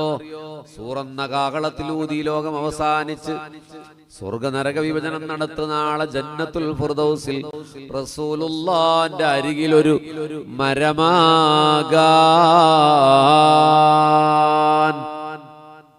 യാ അല്ലാഹ് അതിനു വേണ്ടി കാത്തിരിക്കുകയാണ്. എല്ലാരും നിസ്കരിച്ചില്ലേ? 2 റക്അത്ത് നിസ്കരിച്ചില്ലേ? ആന്ന് പറയുന്നു. പള്ളിയുടെ ഉള്ളിൽ 2 റക്അത്ത് നിസ്കരിച്ചില്ലേ? മസ്ജിദുൻ നബവിയിലാണ് നമ്മൾ, കോട്ടിക്കുളല്ല. നിസ്കരിച്ചില്ലേ? ആന്ന് പറയ്. സങ്കല്പത്തിൽ നമ്മൾ നിസ്കരിച്ചു. പുറത്തേക്ക് ഇറങ്ങിക്കോളൂ, ആ മിമ്പറിലൊന്ന് വേണമെങ്കിൽ തൊട്ടോളൂ, ആ മിഹ്റാബിലൊന്ന് കയറിക്കോളൂ എന്ന് ഞാൻ പറയില്ല. അവിടെ കയറലൊക്കെ നല്ല കാര്യമാണ്, റസൂലുള്ളാഹിന്റെ ബർക്കത്ത് കിട്ടും. പക്ഷെ ഞാൻ ഇന്ന് വരെ അതിൻ്റെ ഉള്ളിൽ കയറിയില്ല. കാരണം അതിൻ്റെ വ്യക്തിപരമായി തോന്നി, റസൂലുള്ളാഹി നിന്നോടത്ത് പഠിച്ചവന് ഞാൻ എങ്ങനെ നിൽക്കുക? ഈ പ്രണയത്തിന് പല തട്ടുകൾ ഉണ്ടാവുമല്ലോ. അവിടെ കയറി ബർക്കത്തെടുക്കലും പ്രണയമാണ്. നമ്മൾ പുറത്തേക്കിറങ്ങിക്കോളൂ, പുറത്തേക്കിറങ്ങിക്കോളൂ. റൗളയിൽ നിന്ന് മസ്ജിദുൽ നബവിയുടെ ഉള്ളിലേക്ക് സ്ത്രീകൾ കേൾക്കുന്നുണ്ടോന്ന് അറിയില്ല. നേരത്തെ ആദ്യ അനൗൺസ് കേട്ടപ്പോൾ അവർ പിരിഞ്ഞു പോയതാണ്. ഇപ്പോൾ അവിടെ ഉണ്ടോ എന്ന് എനിക്കറിയില്ല. നമ്മളേതായാലും മദീനത്ത പുറത്തേക്ക് ഇറങ്ങിക്കോളൂ. പള്ളിയുടെ പുറത്തേക്കല്ല, റൗളയിൽ നിന്ന് പുറത്തേക്ക് ഇറങ്ങിയില്ലേ അന്ന് പറയുന്നു. കോട്ടിക്കുളത്തൊന്നും എല്ലാവരും ഇല്ലേ? ചിലവരവിടെ തന്നെ ദ്വാരക്കണ്ടായി ഇറങ്ങിക്കോളൂ. നമ്മളിതാ റൗളയിൽ ഹബീബിനോട് സലാം പറയാൻ പോവുകയാണ്. ഒന്നാമത്തെ ഒരു ദ്വാരം കാണാം. അതിലൂടെ നോക്കുമ്പോൾ ഒരു ഖബറിന്റെ സ്ഥലം കാണാം. അത് സയ്യിദുനാ ഈസാ റൂഹുല്ലാഹ് അലൈഹിസ്സലാമയെ മറവ് ചെയ്യാനുള്ള സ്ഥലമാണ്. കാണാൻ അല്ലാഹു തൗഫീഖ് നൽകട്ടെ. ആ സ്ഥലം ഇപ്പോഴും ഒഴിച്ചിട്ടൊക്കെയാണ്. ഇസ്രായേലിന്റെ കിരാതമായ പീഡനത്തിൽ ദൂരെ പാലസ്തീനിൽ ഈ ഉമ്മത്തിന്റെ പ്രിയപ്പെട്ട നിരായുധരായ മക്കൾ ഒരു കൊല്ലക്കാലം പിടിച്ചു നിന്നെങ്കിൽ ഇസ്രായേലിന്റെ കിരാതമായ ഈ ചതി ഇനിയും തുടരും. അത് അവസാനിപ്പിക്കാൻ ഇറങ്ങി വരും ഒരു വരവ് സയ്യിദുനാ ഈസാ. പലസ്തീനിലാണ് വരിക. 40 കൊല്ലം ലോകം ഭരിക്കും. അവസാനം വഫാത്താകുന്നത് മദീനയിൽ വെച്ചാണ്. അവരെ മറവ് ചെയ്യാനുള്ള സ്ഥലം ഇപ്പോഴവിടെ ഒഴിച്ചിട്ടിരിക്കുകയാണ്. പടച്ചോനെ, അന്ന് നമ്മളുണ്ടാവുമോ? രണ്ടാമത്തെ ഒരു ദ്വാരം കഴിഞ്ഞു, മൂന്നാമത്തെ ഒരു ദ്വാരം കാണാ. അവിടെ എഴുതിയിട്ടിട്ടുണ്ട് ഹുനാ റസൂൽ സല്ലല്ലാഹു അലൈഹി വസല്ലം. ഇവിടെയാണ് റസൂലുള്ളാഹി. എല്ലാവരും ഒന്ന് നോക്കിക്കോളൂ. ഒരു പച്ചയോ ചെമപ്പോ കേട്ടൻ കാണാം, ഒരു കർട്ടൻ കാണാം. അതിന്റെ ഉള്ളിലാണ് ഹബീബിന്റെ ഖബറു ശരീഫ്. ചിത്രത്തിൽ കാണുന്നത് പോലെ ഖബറൊന്നും കാണാൻ പറ്റില്ല. കർട്ടനാണ് നമ്മൾ കാണുക. അതിന്റെ ഉള്ളിൽ ത്രികോണാകൃതിയിൽ ഉരുക്കുകൊണ്ട് ഖബറിനെ സൂക്ഷിച്ചിട്ടുണ്ട്. അസ്സലാമു അലൈക യാ റസൂലല്ലാഹ്. സലാം പറയൂ മുഅ്മിനീങ്ങളെ. അസ്സലാമു അലൈക യാ റസൂലല്ലാഹ്. ഖൽബ് പൊട്ടും, ചുണ്ട് വിതുമ്പും, കാല് വിറകൊള്ളും. മുത്തവമാരവിടെ നിൽക്കാനൊന്നും ആക്കൂല. അപ്പൊ നമ്മൾ ആലോചിക്കണം, പഠിച്ചോനെ 5 വയസ്സ് മുതൽ മദ്രസയിൽ പഠിക്കാൻ തുടങ്ങിയാണ് മുഹമ്മദ് മുസ്തഫ. നബിയുടെ ജനനം മക്കത്ത്, മരണപ്പെട്ടു മദീനത്ത്. നബിയെ നാം സ്നേഹിക്കണം, നബിയെ നാം പിൻപറ്റേണം. മദീന എത്ര കേട്ടതാണ്. അതെ, ആ ഖബറു ശരീഫിന്റെ മുന്നിൽ നിൽക്കുമ്പോ ആരുടെ മുന്നിലാണ് നിൽക്കുന്നത്? അല്ലാഹനെ കണ്ട മനുഷ്യന്റെ മുന്നിൽ. മിഅ്റാജിന്റെ രാവിൽ നേരത്തെ പറഞ്ഞ സൂര്യനെ, ചന്ദ്രനെ, നക്ഷത്രങ്ങളെ, താരാപഥങ്ങളെ, മാമലകളെ, സമതലങ്ങളെ, ആറുകളെ, പുഴകളെ, ജലാശയങ്ങളെ, അർശിനെ, കുർസിനെ, ലൗഹിനെ, കലമിനെ, ബൈത്തുൽ ഉസ്സയെ, ബൈത്തുൽ മഅ്മൂറിനെ കടന്നുപോയി സിദ്റത്തുൽ മുൻതഹ കടന്ന് അല്ലാഹുവിന്റെ രാജാങ്കണത്തില് ഹളീറത്തുൽ ഖുദ്സില് ചെരിപ്പിട്ടിട്ട് ഖാബ ഖൗസൈൻ ഔ അദ്നാ.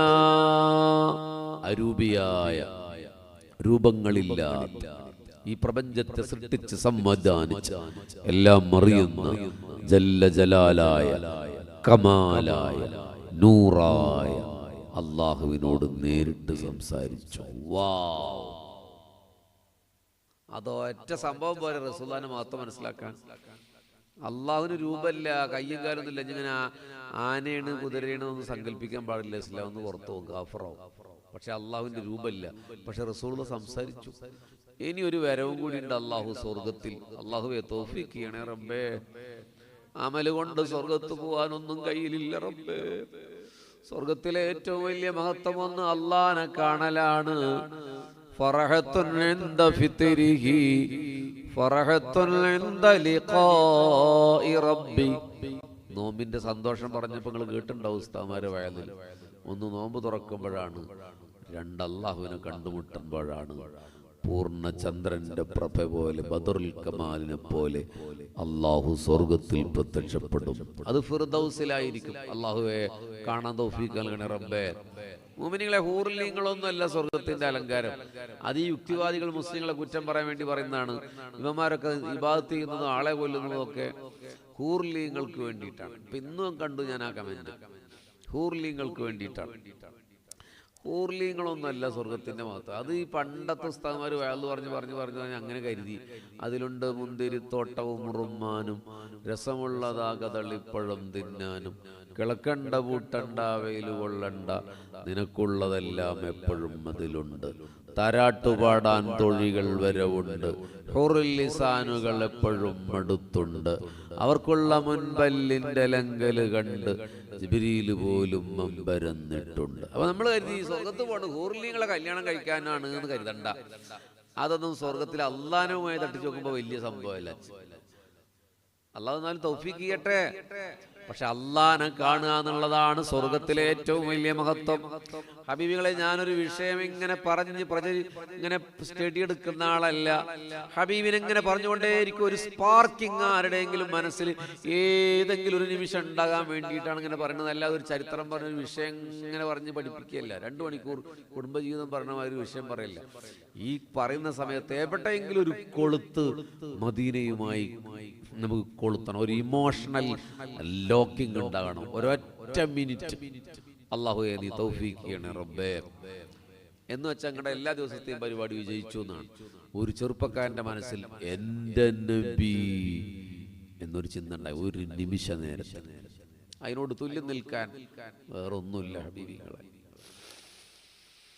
അള്ളാഹനെ കാണുക എന്നുള്ളതാണ് സ്വർഗത്തിന്റെ അലങ്കാരം. 2 മുത്തുനബിയുടെ തൃക്കല്യാണമാണ്. അള്ളാഹുവെ കാണാൻ തൗഫീഖ് നൽകട്ടെ. പഴമക്കാരായ വാഴിലീങ്ങൾ ഉസ്താദുമാർ ദുആ ചെയ്യുമ്പോ പറയും, അല്ലാഹുവേ നിന്റെ ലിഖായിനെ കാണിക്കണേ, മുത്തുനബിയുടെ തൃക്കല്യാണത്തിൽ കൂട്ടണേ, ആഖിബത്ത് നന്നാക്കണമേ. ഇവിടെ പ്രായമുള്ളവരില്ലേ, അങ്ങനത്തെ ദുആകൾ കേട്ടിട്ടില്ലേ? എല്ലാ മുഅ്മിനീങ്ങളെ ഉണ്ട്. ഇത് 3 വളരെ പ്രധാനപ്പെട്ട. ആഖിബത്ത്, റസൂലുള്ളാഹിന്റെ കല്യാണം, ത്വാഹ തങ്ങളുടെ തൃക്കല്യാണത്തിനു തോരണങ്ങൾ തൂക്കുമ്പോൾ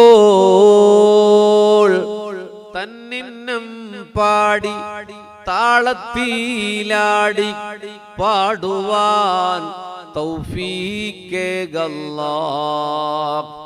ലൈറ്റ് ഇട്ടോളൂ, ഒരു സലാം പറഞ്ഞോളൂ മുഹമ്മദ് മുസ്തഫയോട് സല്ലല്ലാഹു അലൈഹി വസല്ലം. അസ്സലാമു അലൈക യാ റസൂലല്ലാഹ്.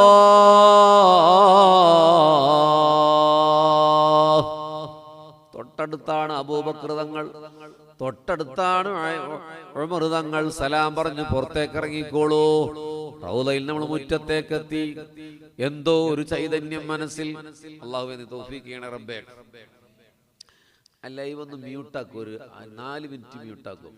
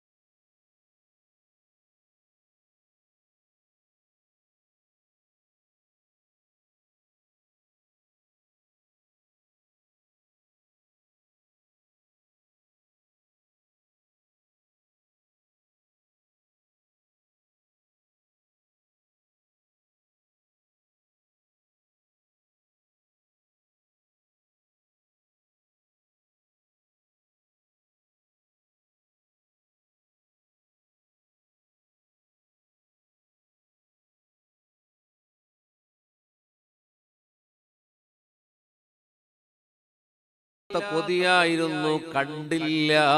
അതുകൊണ്ട് ഹജ്ജിനില്ല, ഞാൻ മദീനയിൽ തന്നെ നിൽക്കാന്ന് കരുതിപ്പോയി. ഞാൻ സങ്കടത്തോടെ കരഞ്ഞു നിങ്ങൾ ദ്വരക്കുമ്പോ. അന്ന് രാത്രി ഹോട്ടലിൽ വന്നിട്ട് പിന്നെയും കരഞ്ഞു, നാളെ രാവിലെ പോവല്ലേ മക്കത്തേക്ക്. കരഞ്ഞു കരഞ്ഞതായിരുന്നു. അടുത്ത ആളുകളൊക്കെ ഉറങ്ങിയപ്പോഴും ഞാൻ പുതപ്പിട്ട് കരഞ്ഞു. എന്നിട്ട് എപ്പോഴോ ഉറങ്ങിപ്പോയി. ആ ഉമ്മ ഇങ്ങനെ പറയുകയാണ്, പേമാരി പോലെ കരഞ്ഞിട്ട് പറയുകയാണ്, ഉസ്താദേ അതാ ഹബീബ് മുഹമ്മദ് മുസ്തഫ സല്ലല്ലാഹു അലൈഹി വസല്ലം വന്നു. ഹബീബായ നബിയുടെ തോളിൽ ഒരു ഷാളുണ്ട്. ഹബീബായ നബി എന്നോട് ചിരിച്ചു. അപ്പൊ ഞാൻ അവരോട് ഉടനെ 3 ചോദ്യം ചോദിച്ചു. അതിനൊരു കൃത്യമായ മറുപടി പറഞ്ഞു. കാരണം വെറുതെ തോന്നലാണോ വെറുതെ പറയാണോ എന്നറിയണല്ലോ. അതിന് ഉത്തരം പറഞ്ഞപ്പോ എനിക്ക് മനസ്സിലായി, പടച്ചോനെ ആ ഉമ്മ പറഞ്ഞത് ഹബീബിനെ കുറിച്ചാണ്. അവര് പറയാണ്, മുത്തുനബിയുടെ തോളിൽ ഒരു ഷാളുണ്ട്, ആ ഷാളന്റെ നേരെ നീട്ടി ഉസ്താദേ. ഞാനത് വാങ്ങി മുഖത്തും നെഞ്ചിലും വെച്ചു. അതിനെന്തൊരു മണമാണ്. പുലരാം നേരെ തുടർന്നു. ഞാന് ഷാളില്ല, റസൂലുള്ളാഹിയില്ല, പക്ഷെ ആ ഷാള് വെച്ച എന്റെ പർദ്ദയില്ല മണമുണ്ട്. സല്ലല്ലാഹു അലാ മുഹമ്മദ്. ആ പർദ്ദയാണ് ഈ പർദ്ദ, അല്ലാതെ ഞാൻ അത്തർ പുരട്ടിയതല്ല. ഇതെന്റെ ഹബീബിന്റെ ഷാളിന്റെ മണമാണ്. ഞാനങ്ങ് കരഞ്ഞുപോയി. എന്റെ സംഘത്തിലുള്ള ഒരു പെണ്ണിന്റെ മുന്നിൽ പൊരുത്തപ്പെടണേ ഉമ്മ. ഉമ്മ എന്ന് വിളിക്കാൻ പറയാനില്ല, 50 വയസ്സ് താഴെ. എനിക്ക് തെറ്റുപറ്റിപ്പോയതാണ്. ഉസ്താദെ ഞങ്ങള് തമ്പിൽ വന്ന് ചോദിച്ചപ്പോ അത് പറയാനുള്ള മടി കൊണ്ടാണ്, എല്ലാവരും കേൾക്കണ്ടെന്ന് കരുതിയിട്ടാണ്. ഹബീബിങ്ങളെ, തൃശൂർ ജില്ലയിലാണ്, കൊടുങ്ങല്ലൂർ താലൂക്കിലാണ്, കരൂപ്പടന്ന എന്നാണ് അവരുടെ മഹലിന്റെ പേര്. തള്ളല്ലാത്തത് കൊണ്ടും നുണയല്ലാത്തത് കൊണ്ടാണ് ഞാൻ വ്യക്തമായി പറഞ്ഞത്. അവരിന്നും ജീവിച്ചിരിപ്പുണ്ട്. ഹബീബായ റസൂലുള്ളാഹിന്റെ ഷാളിന്റെ മണം. ഞാനത് പറയുമ്പോ ആ മണം എന്റെ മൂക്കിൽ വരുന്നു എന്ന് ഞാൻ പറയുന്നില്ല. അതെങ്ങനെ മലയാളത്തിൽ പറയാം? ഇപ്പൊ നമ്മൾ റോസാപ്പൂ എന്ന് പറഞ്ഞാൽ അതിന്റെ മണം നമുക്ക് മനസ്സിൽ വരുന്നില്ലേ? മണം മൂക്കിൽ വരുന്നില്ല, മനസ്സിൽ വരില്ലേ? എന്താ ഉണ്ടാത്ത മജ്മുഅ അത്തർ എന്ന് പറഞ്ഞ അതിന്റെ മണം ഇങ്ങനെയൊന്നും മനസ്സിൽ വരുന്നില്ലേ? ഇപ്പൊ മട്ടൻ ബിരിയാണി എന്ന് പറഞ്ഞാൽ അതിന്റെ ഒരു മണം പെട്ടെന്ന്, മന്തി എന്നൊക്കെ പറയുമ്പോൾ മനസ്സിൽ വരും, മൂക്കിലല്ല. മൂക്കിലൊന്നും എന്ന് പറഞ്ഞാൽ തെറ്റാവും, അങ്ങനെ മൂക്കിൽ വരുന്നില്ല. പക്ഷെ ആ മണം എങ്ങനെയായിരുന്നു എന്ന് പറയുമ്പോ എന്റെ മനസ്സിൽ വരുന്നുണ്ട്.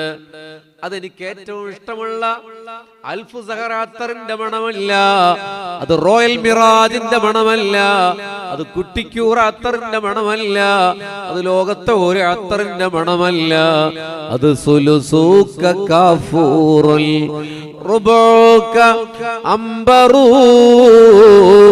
ഖുംസൂക യാഖൂതുൽ ബാഖീക ജൗഹറൂ സല്ലല്ലാഹു അലാ മുഹമ്മദ് സല്ലല്ലാഹു അലൈഹി വസല്ലം. മനസ്സ് പൊട്ടി ദുആ ചെയ്തപ്പോൾ ഹബീബിനെ സ്നേഹിച്ചയാളെ കാണാൻ മദീനയുടെ രാജാവ് മൻ റആനി ഫിൽ മനാം മുഹമ്മദ് മുസ്തഫ. അതുകൊണ്ട് യുക്തിവാദികൾ പറയുന്നതിൽ വീണുപോകല്ല ചെറുപ്പക്കാരെ. മതനിഷേധികളും സലഫികളും പറയുന്നതിൽ വീണുപോകണ്ട. ആര് പരിഹരിച്ചാലും നെഞ്ച് ചേർത്ത് പിടിച്ചോളൂ ഈ സ്വലാത്ത് മജ്ലിസിനെ. ഹബീബ് വരും. പിശാച് പഴപ്പിക്കാൻ റസൂലുള്ളാഹിന്റെ രൂപം പൂർണ്ണമായിട്ട് വരാൻ ഇബ്ലീസിന് കഴിയില്ല. പക്ഷെ അപ്പം നമ്മുടെ സ്നേഹത്തിന്റെ കുറവുകൊണ്ട് ചെറുപ്പം നമ്മളെ തെറ്റിദ്ധരിപ്പിക്കും. ഞാൻ റസൂലൊക്കെ പറയാൻ ചിലപ്പോൾ അയാൾക്ക് കഴിയും, ഇബ്ലീസ്. അതാണ് നമ്മുടെ സുന്നത്തെ ജമാഅത്തിന്റെ ആലിമീങ്ങളുടെ സമീപകാലത്തിലെ പ്രസംഗങ്ങൾ കേട്ടിട്ടുണ്ടാവും. അല്ലാതെ ഇബ്ലീസ് രൂപം പ്രാപിക്കും റസൂലുള്ളാഹിന്റെ എന്ന് അവരൊരിക്കലും പറഞ്ഞിട്ടില്ല. ഇബ്ലീസ് ചിലപ്പോൾ പറ്റിക്കും. ഇബ്ലീസ് സ്വർഗം കാണിച്ച് പറ്റിക്കും എന്ന് പറയുന്നുണ്ടല്ലോ റസൂലുള്ളാഹി. അത് യഥാർത്ഥ സ്വർഗം അല്ലല്ലോ. ഈമാൻ കുറഞ്ഞവൻ അത് സ്വർഗം എന്ന് പറഞ്ഞ് വീണു പോവുകയാണ്. അതുകൊണ്ട് ഹബീബായ നബി ഇത്തിബാഅ് ചെയ്യുക എന്നുള്ളത് ആദ്യത്തെ. രണ്ടാമത്തെ കാര്യം, ഇത്തിബാഅ് ഞാൻ പറയില്ല, കാരണം എൻ്റെ അടുത്തില്ലാത്ത നിങ്ങളോട് പറയാൻ പറ്റില്ല. രണ്ടാമത്തെ കാര്യം, സ്വലാത്തിലൂടെ ചിന്തകളിലൂടെ പ്രണയിക്കാൻ കഴിയണം ഹബീബ് സല്ലല്ലാഹു അലൈഹി വസല്ലം. പിൻപറ്റൽ മാത്രമല്ല ഹൃദയപരമായ ഒരു വികാരമായി മാറും. അള്ളാഹു തൗഫീഖ് ചെയ്യട്ടെ എന്ന് പ്രാർത്ഥിച്ചുകൊണ്ട് ആരുടെയെങ്കിലും മനസ്സിൽ ഒരു സ്പാർക്കിംഗ് ഉണ്ടായാൽ മതി ഇന്നത്തെ സദസ്സ് പുണ്യമാകാൻ. ആ ഒരു സ്പാർക്കിങ്ങോടെ ജീവിക്കണം.